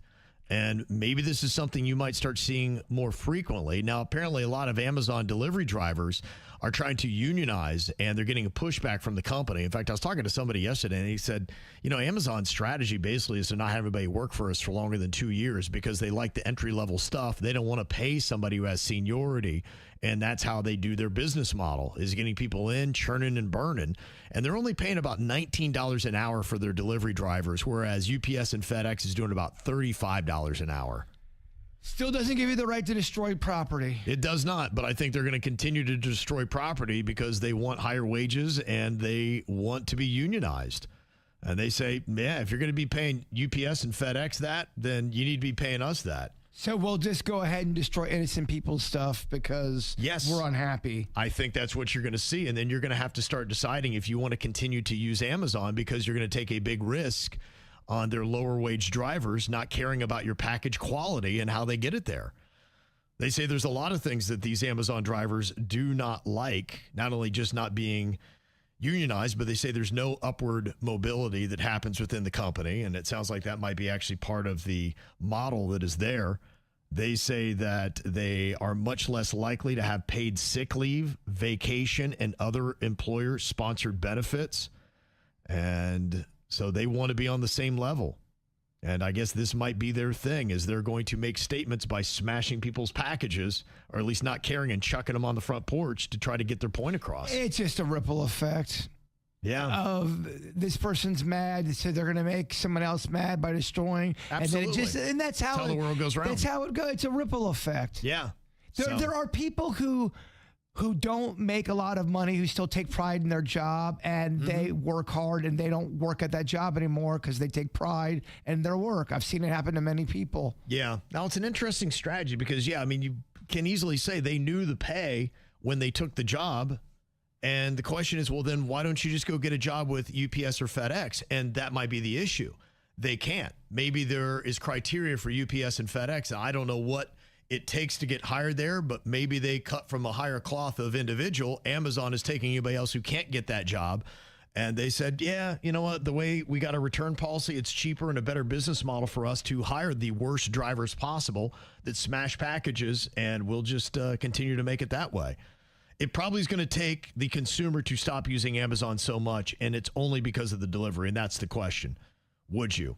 So I know a lot of people are saying the same thing, that you need to go work somewhere else, but Amazon might have a real problem in their hands if this truly is something where their drivers are getting upset for the low quality wages that they have and the upper mobility and the fact they can't unionize. Then don't work there then. I mean, I think they'll say full. I can still make $19 an hour. And destroy, it's just not hashtag be cool. And I get it. Yeah. I wanted it to rain chocolate kisses and, have everyone love puppies and have rainbows everywhere. And I get the world's not built that way. I'm just saying it's not hashtag be cool. Even if you're not happy with your pay, to destroy someone's innocent products. It's not cool. You have a bad attitude. Yeah, they do. And it is catching. So what has happened to you, Jbird? In fact, we were talking to somebody else yesterday, and they were signaling the same things that you were saying about some of the Amazon packages they've had recently that have been smashed. And I just keep hearing this. And then you see this story and this viral video that is out there today. And I'm just wondering if it's not symptomatic of what you're seeing with the pay, and if it's something that could be a continued problem that actually might get worse. I got several people commenting here on their Amazon packages. One person said, I had a delivery yesterday and they tossed it in the middle of my driveway to where I had to stop and get out of my car and grab it so I could pull into my garage. And there's plenty of room right by my front door with packages, but you could see them already there, but they just randomly tossed it in my driveway. So I feel your pain, Jbird. Thank you for seeing and hearing me. And Alexandra said, I have at least 3 or 4 Ring camera videos of these delivery people throwing my packages when they were literally like 2 feet away from the door. It's so frustrating. And somebody else said, I'm not having any problems with Amazon. Well, isn't that special? That's nice for you. Just kidding. So it's not everybody that's dealing with it, but it does seem like it is a growing problem, at least from the word of mouth I'm hearing from people. It also depends on how often you order and what you're ordering as well. There is some stuff that, it's not going to come damaged. Yeah. The stuff I get, it's always damaged. We've had good luck. We do a lot of packages through Amazon, and thankfully it's been good, but maybe UPS is the best place to be if you're a driver. In fact, somebody said that you have to work basically loading packages for 5 years in the warehouse at $20 an hour before you get promoted to being a driver for $35 an hour.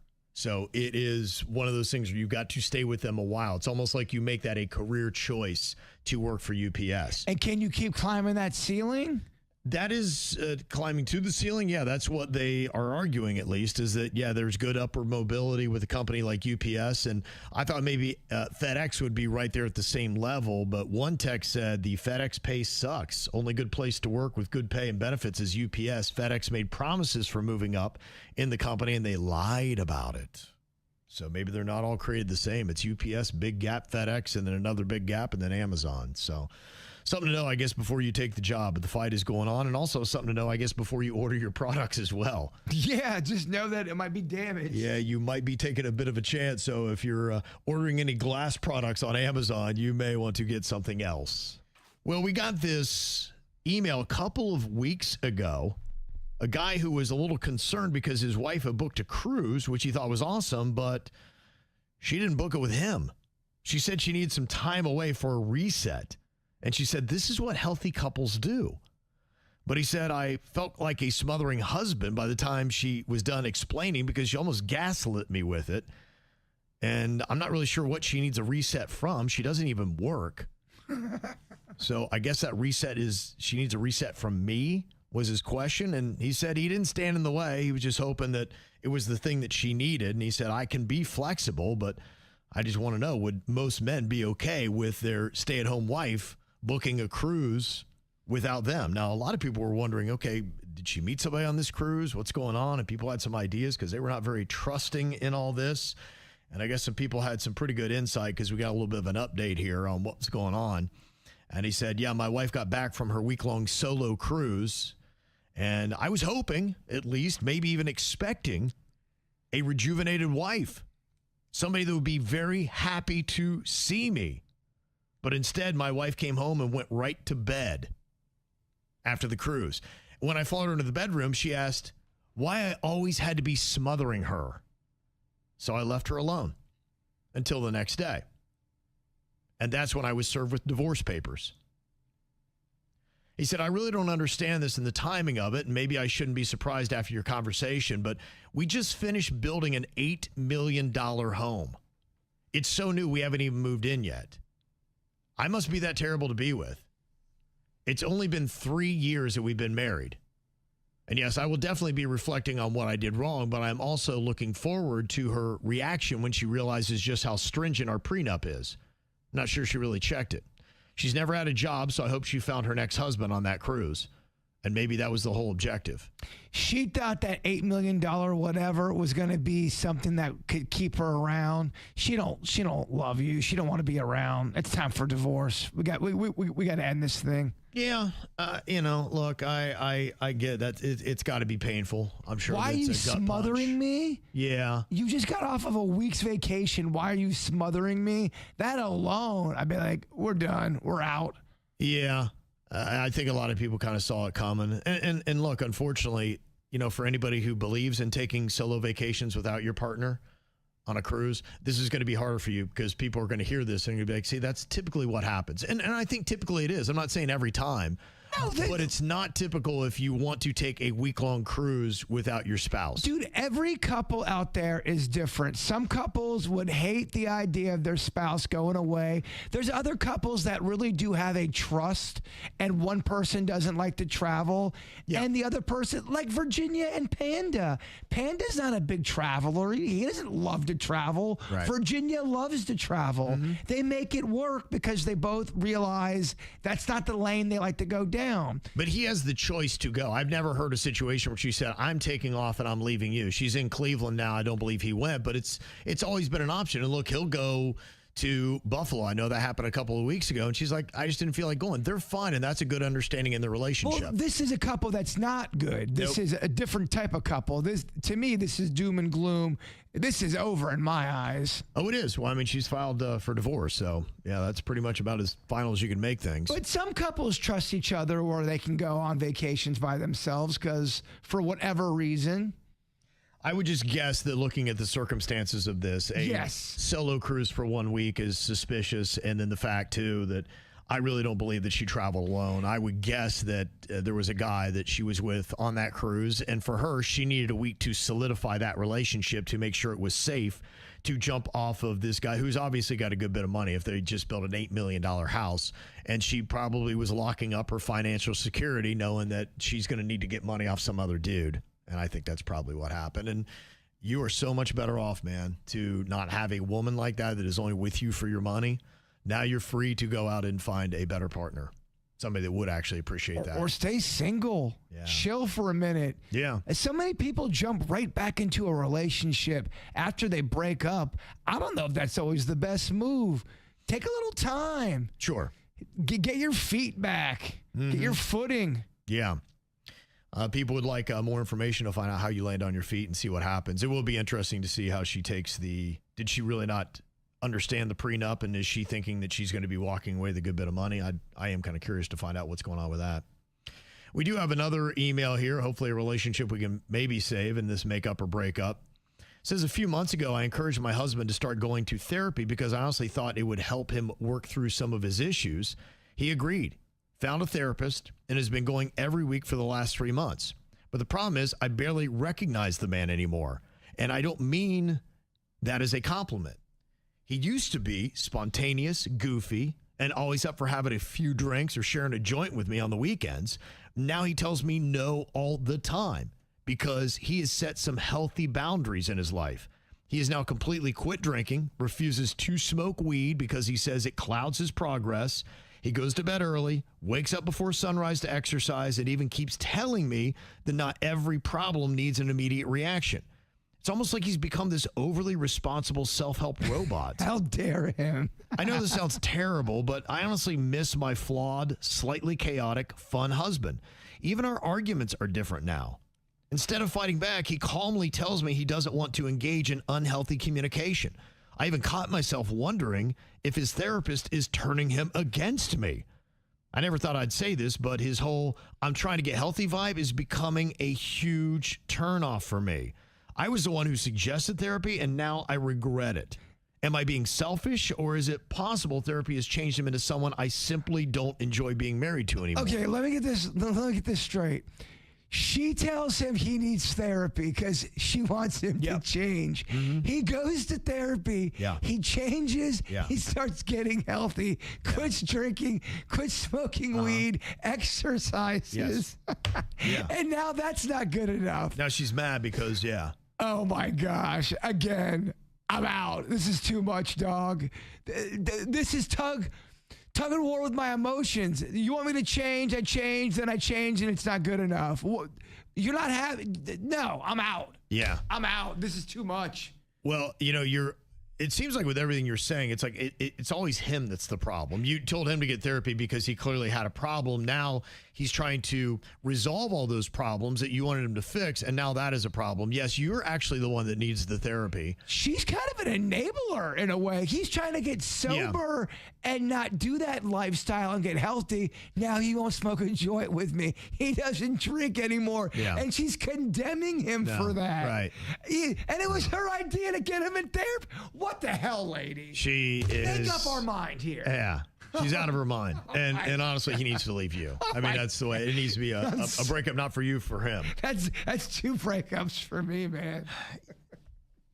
Well, look, I think this does happen in relationships where you could have where you're both partiers or you're both healthy and one drifts into the other lane. And you got to either learn to respect that and say that's where they've chosen to go, or you got to realize that relationships, you will change through the course of your marriage or relationship. And if you're not kind of going together and changing in that direction, then it becomes devastating. My wife and I have gone on either side of this realm where we're ultra healthy or we're going to the bars a good bit, and we drift back and forth on this line, but we always try to stay in lockstep. I can't tell you how many times I've seen this happen in relationships where the one person stays the partier and the other person just wants to, they've grown out of it. They don't want to go out to bars. They don't want to get hammered. They don't want to do all that.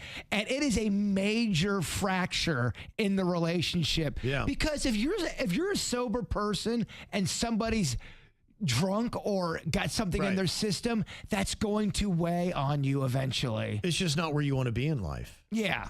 And that's tough. And if that is more important than your marriage, then you need to check yourself.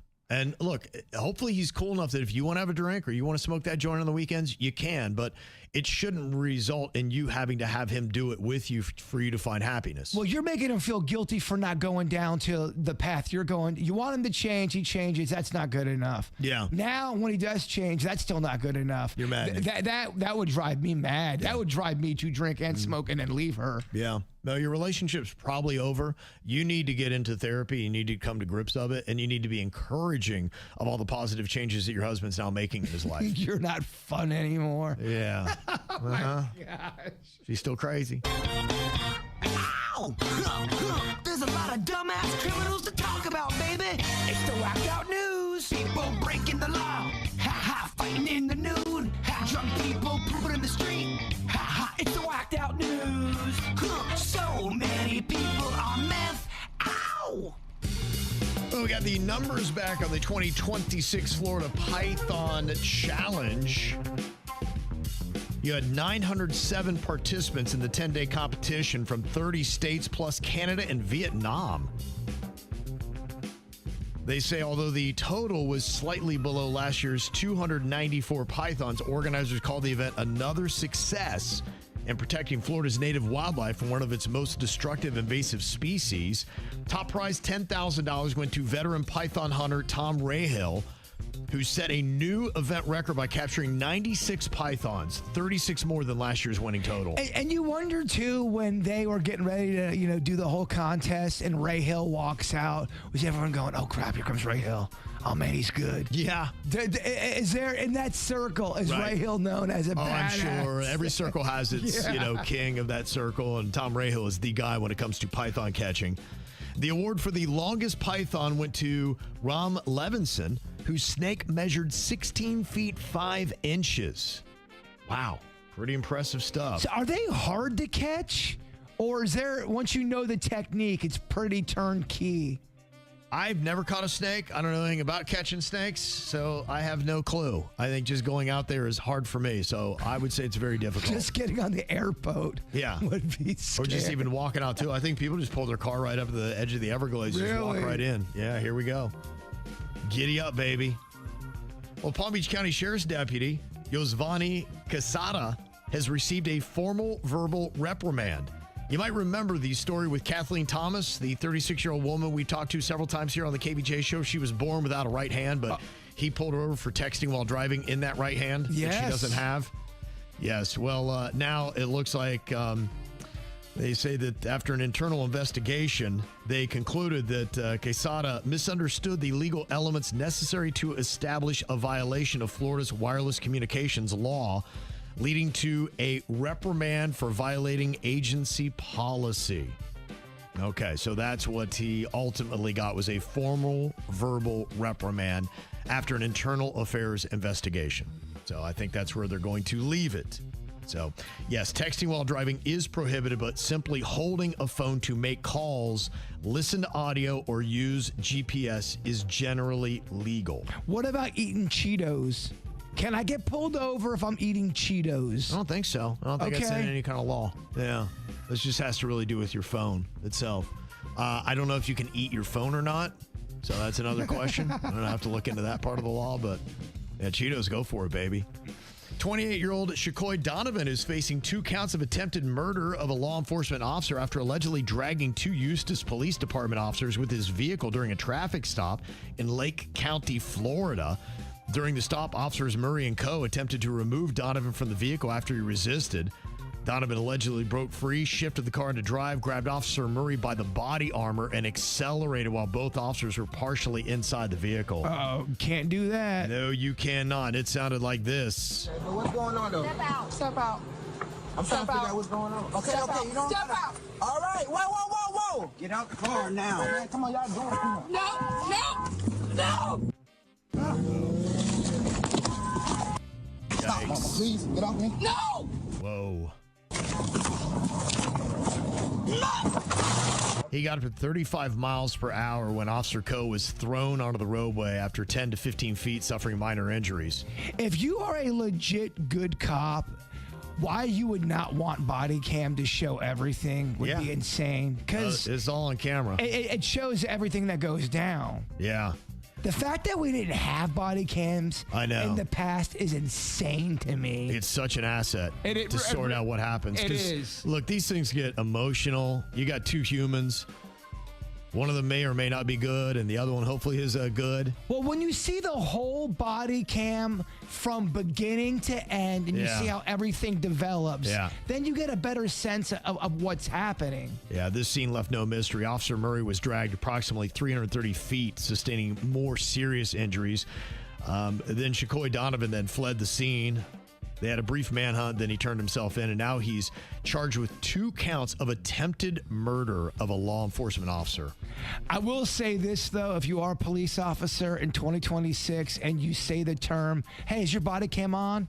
Or turn off your body cam, or are you on? Are you live? It sounds weird, man. It sounds suspect. Yeah. If you're watching it and you're asking someone to turn off a body cam, or if it's on or whatever, it just sounds a little weird. As a person watching is all I'm saying. Yeah. Well, you had a spooky situation going on in the already scary East St. Louis, Illinois. And this made it a little bit more scary. Now, we don't know the details, but there's a 15-year-old boy that's been taken into custody They believe he's responsible for the fatal stabbing of 78-year-old John Wesley Allen Sr. And they've got this kid going around on Ring doorbell cameras.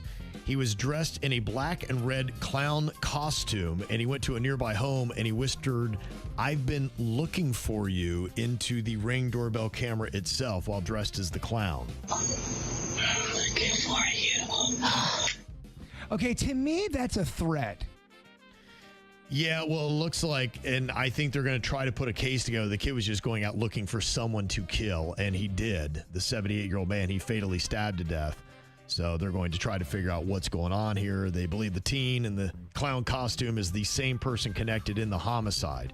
Yikes. Are they going to try to ban clowns again for Halloween? Because some knucklehead is ruining it for the clown community? I don't think so. I think they're just going to ban stabbing.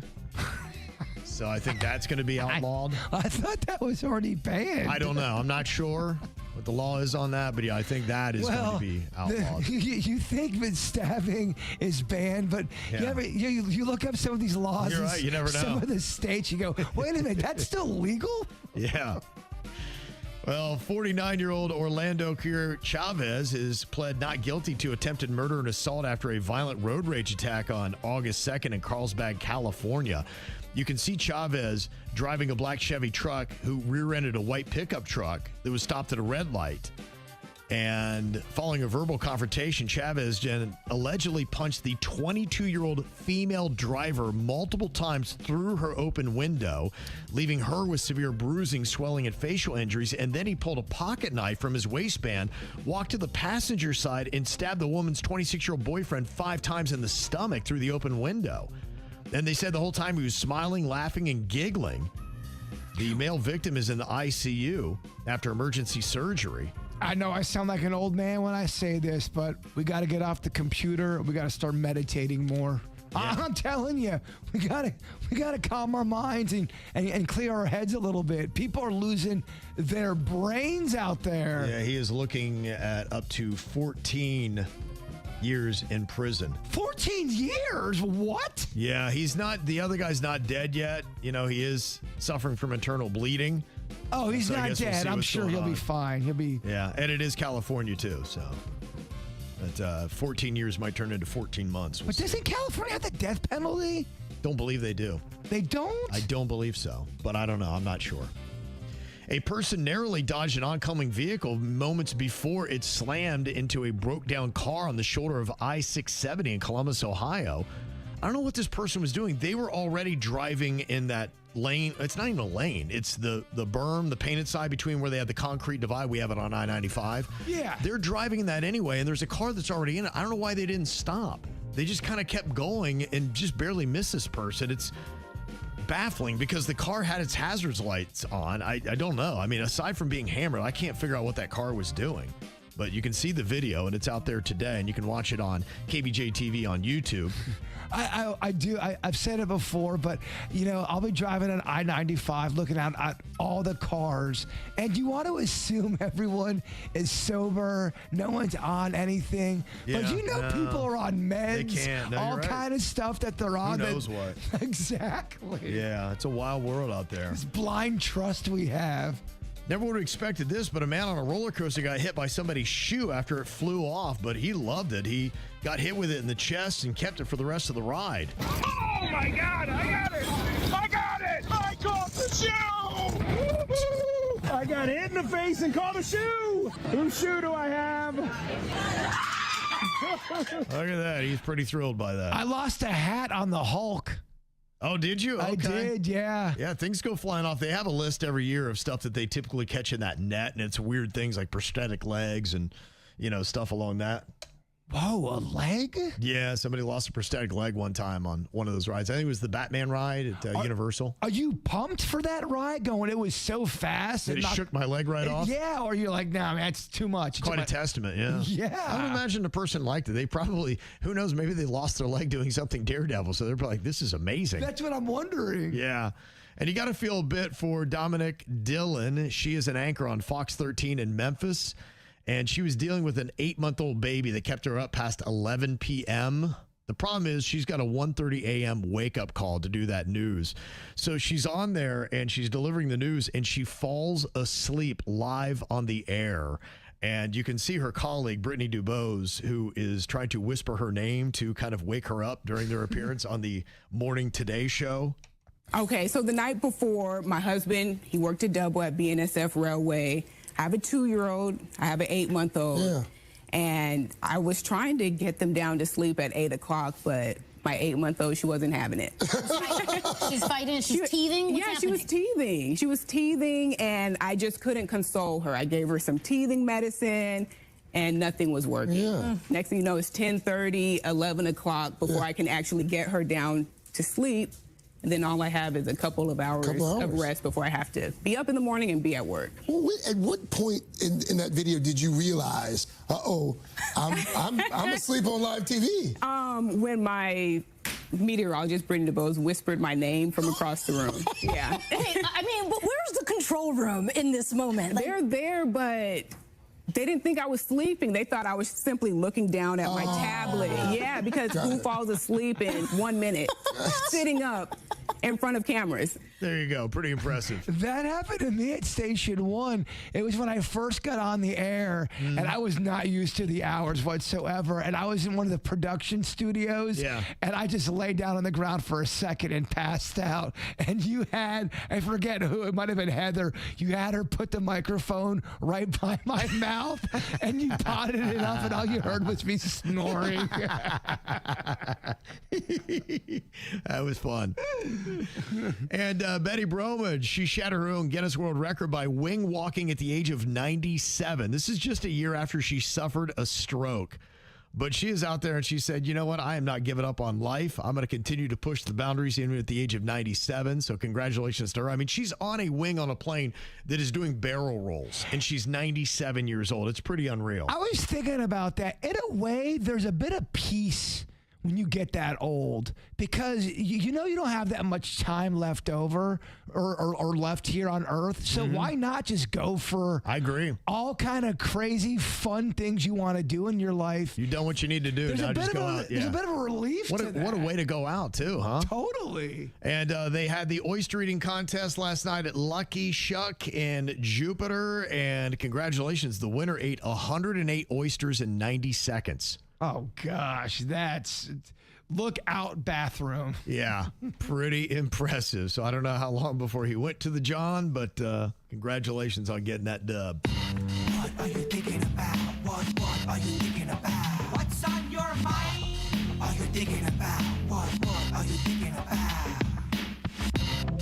It won't be until the weekend where I actually will have a little bit of time to dive into Ted Lasso Season 4. And the question I actually have for myself is, am I even going to dive into it? Because at the end of Season 3, I loved how the show wrapped up. And it was good for me. And sometimes if I don't put things in my head, then I can write my own conclusion to what these characters do for the rest of their life. And I had a nice little thing that was written up in my own mind about what was going to go on with Ted Lasso and how he was going to live his life. And I was reading a review of the first 4 episodes that have come out, and they dropped yesterday on Apple TV.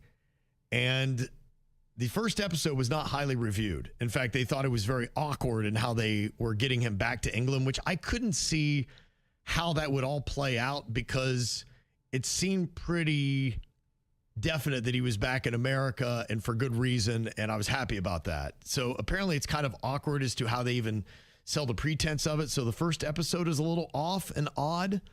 In fact, they said it looked like they were just trying to tout the benefits of Kansas City, Missouri, which is where Ted Lasso is from. And so is Jason Sudeikis. So maybe he was trying to throw a thank you to his hometown by showing it off on his TV show. And ultimately, they gave it 2.5 out of 4 stars. Okay. That's not great. That's not going to get me. Is that one episode or the whole season? That was the first 4.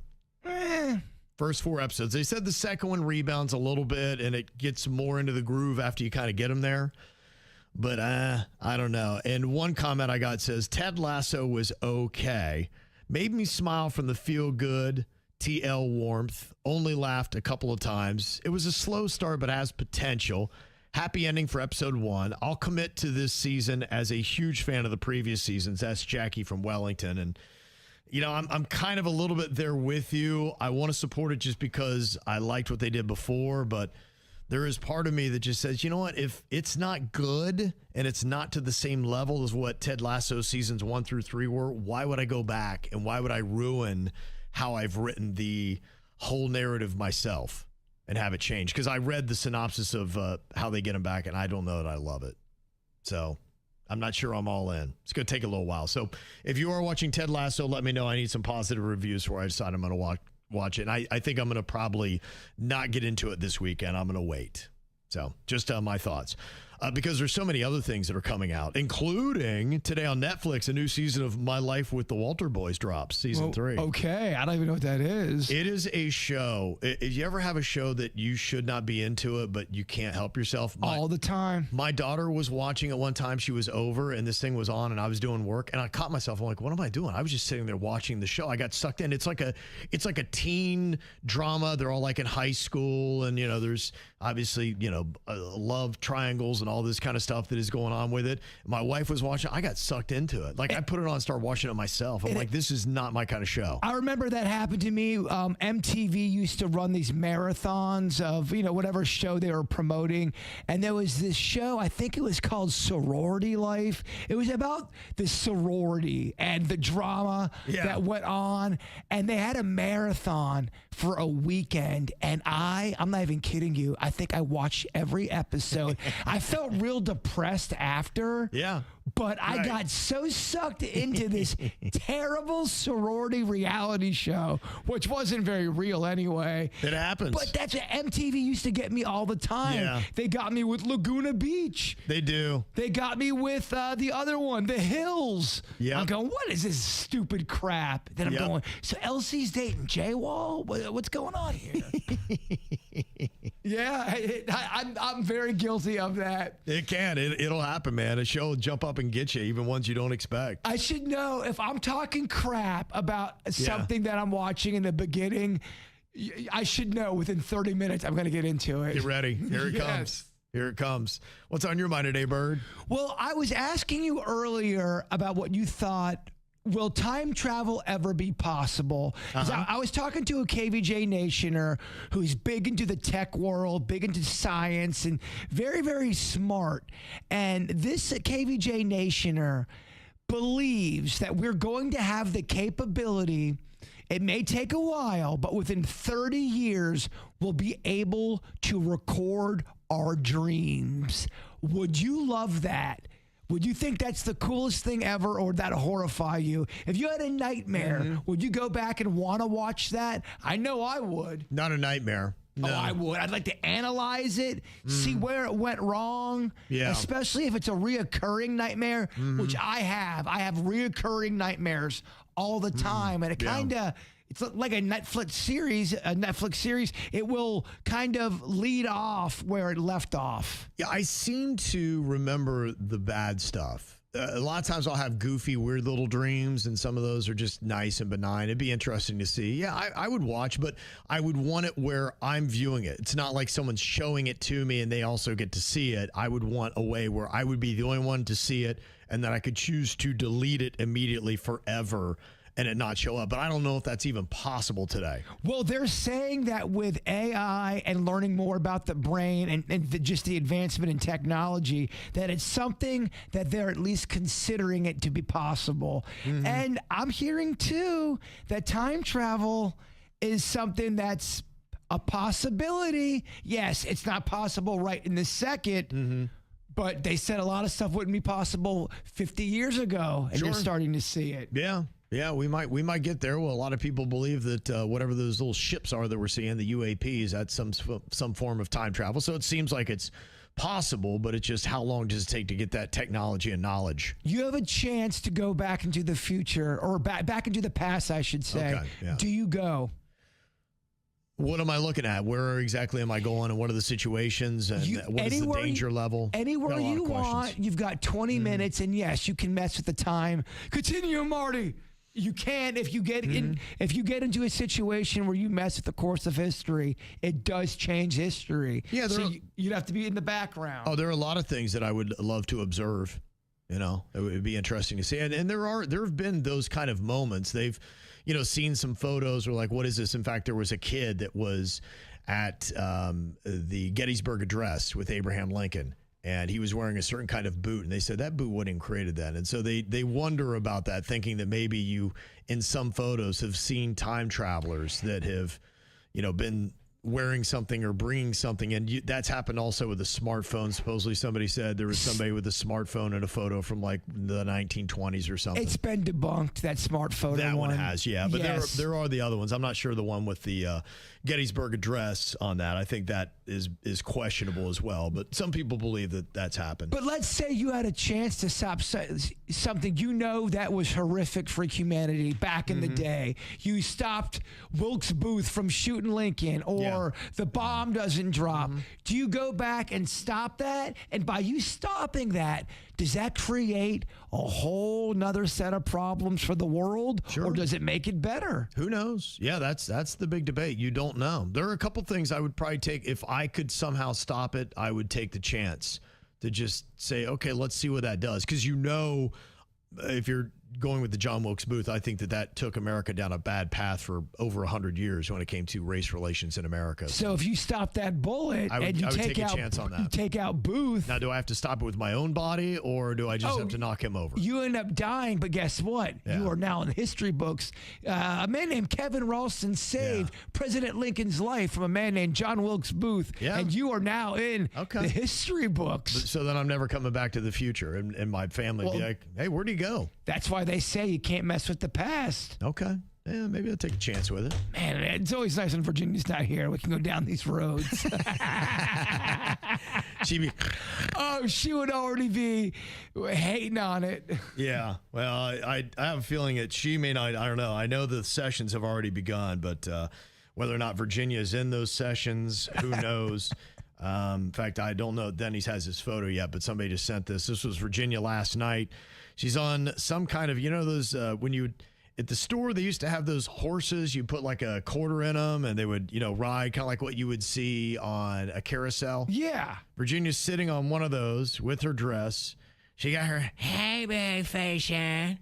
And on the wall, there's a light up sign that says loose morals, tight jeans, Cleveland, Ohio. And that was Virginia last night. So.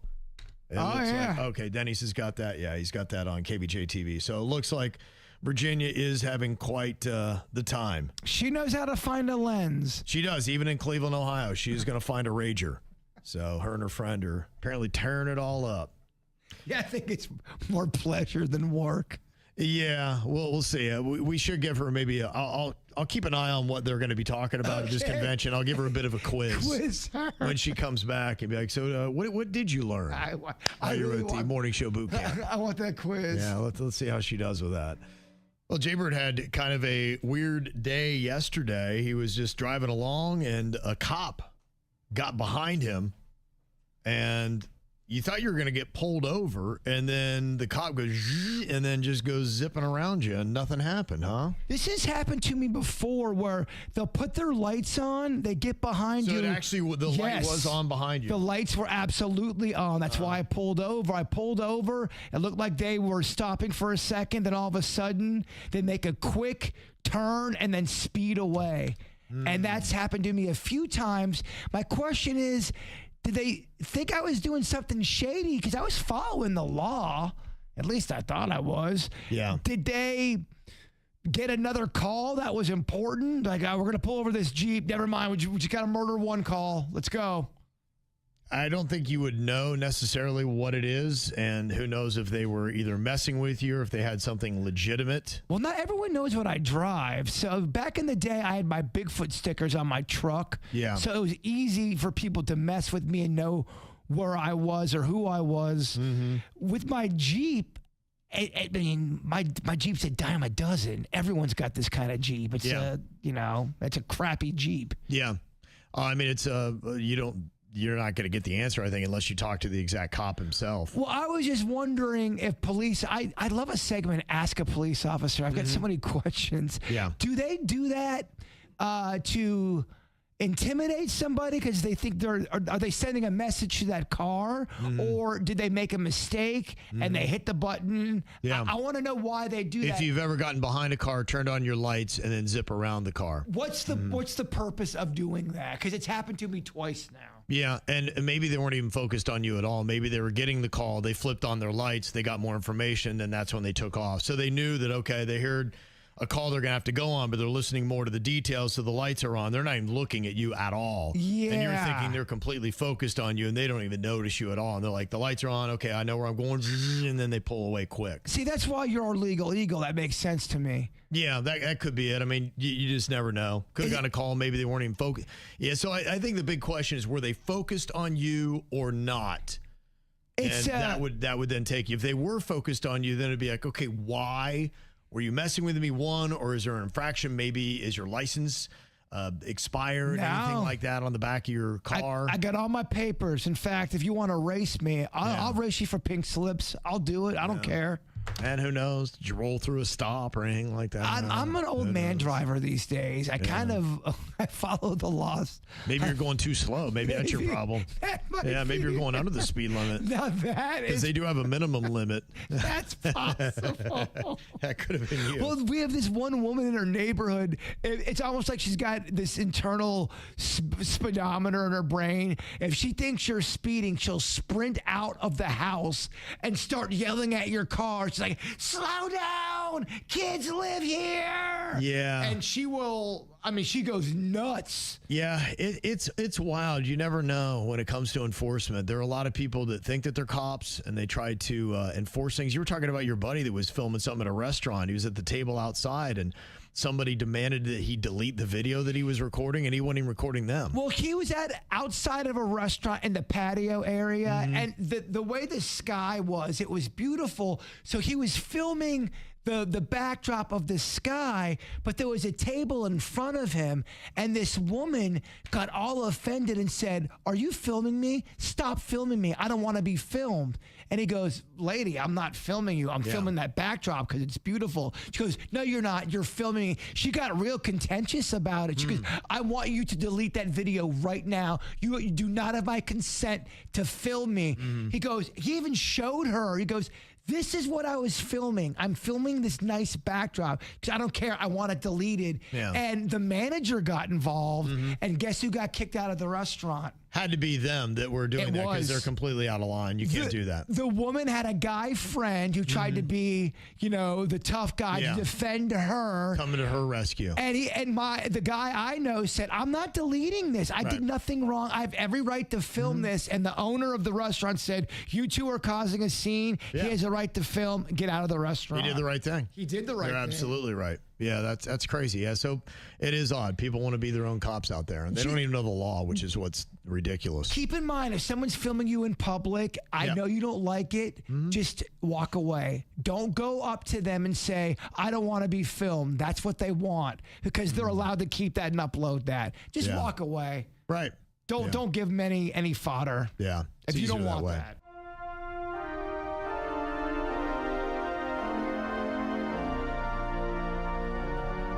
Well, we've all got deep, dark secrets. How bold are you to clear the air and your conscience?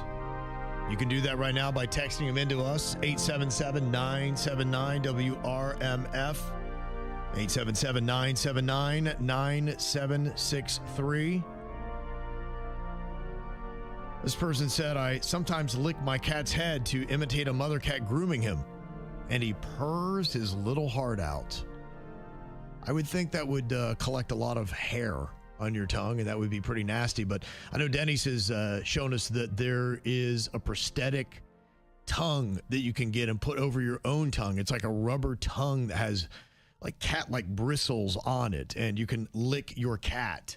Yeah, if you really want that cat experience, which, some people do. That just, it's something. I guess the cat might like it, and maybe it's great for bonding. But could you imagine if somebody walked in and you're full out long licking your cat up and down its body. You got to make sure that you've got triple locks on the door, no one's coming over, and then you tell nobody about this. That'd be a weird thing, yes. Imagine that hidden camera, or just, your partner doesn't realize it and they check in on the cameras that you have inside your house and you're there licking the cat. It's not weird, though. It's about nurturing. I get it, but good luck convincing them. They'd be like, what are you doing to the cat? And let's be honest, it's probably a little bit more than nurturing. Can't you just pet the cat? Might be. This person said they have a phobia of dead animals. They said, when I was a little kid, my mom would always tell us that she heard that if you warmed up animals, that they would come back to life. So when I was 11, my pet hamster, Percy, died. And my sister and I put him on the stove on low, and he started burning and caught on fire, and it freaked me out. Now I've just got this thing about seeing a dead animal that freaks me out. Oh, yeah. No, I think there's definitely proof that you absolutely can screw your children up from childhood. Wow. Yeah. It's kind of like why I don't like fireworks, because I was told that they were dead bodies being lit on fire. Yeah. For some reason, I just don't jive with fireworks as an adult. That stuff sticks with you. It kind of stays with you in your developmental years. Yeah. This person said my mother-in-law gave me an unopened bottle of Bailey's that she didn't want. So when I got home, I opened it up, took a little bit of drink, and it had some lumps in it and stuff like that. But I'm like, oh, well, I drank it anyway, just stirred it up a bit. And then the next day I was just looking a little bit more intently at the bottle and realized it had been expired for 17 years. Yeah, but baby, you are still standing. Look at that. They said, I went on ahead and I finished it off. Only side effect was a quick round of diarrhea. So it was worth it. Hey, look, they said quick round. Wow. This person said that they had to stop going to their favorite restaurant, all because their son got a job washing dishes there. They said, I know how badly he washes them at home, and I'm grossed out. That's rough. Well, hopefully they inspect what he's doing. I would imagine somebody's going to complain if he doesn't wash the dishes well. That does happen, though. A little bit of a different scenario. If you love a restaurant and you find out someone you don't really jive with or like works there, and they're all up in that restaurant, you're not going to that restaurant too much anymore. You might wonder if they're going to tamper with your food. Well, just because you don't want that uncomfortable moment, depending on who it is. Yeah, could be. And yeah, they could tamper with your food. This person said, an incompetent colleague I manage doesn't realize that I will copy and paste every email I send to her into Copilot and ask it to, quote, redraft this for a colleague who can't take any critical feedback. And I got to tell you, our working relationship has improved a lot since I started doing this. They're baby proofing the emails. Wow, I never even thought about it doing that. That makes sense. Yeah, you could write out your own email, and it could be all harsh, and then you could put it in AI and say, now make this not sound harsh, and make it sound like I'm being positive with my critiques, and it would do it for you. Yeah, you're right.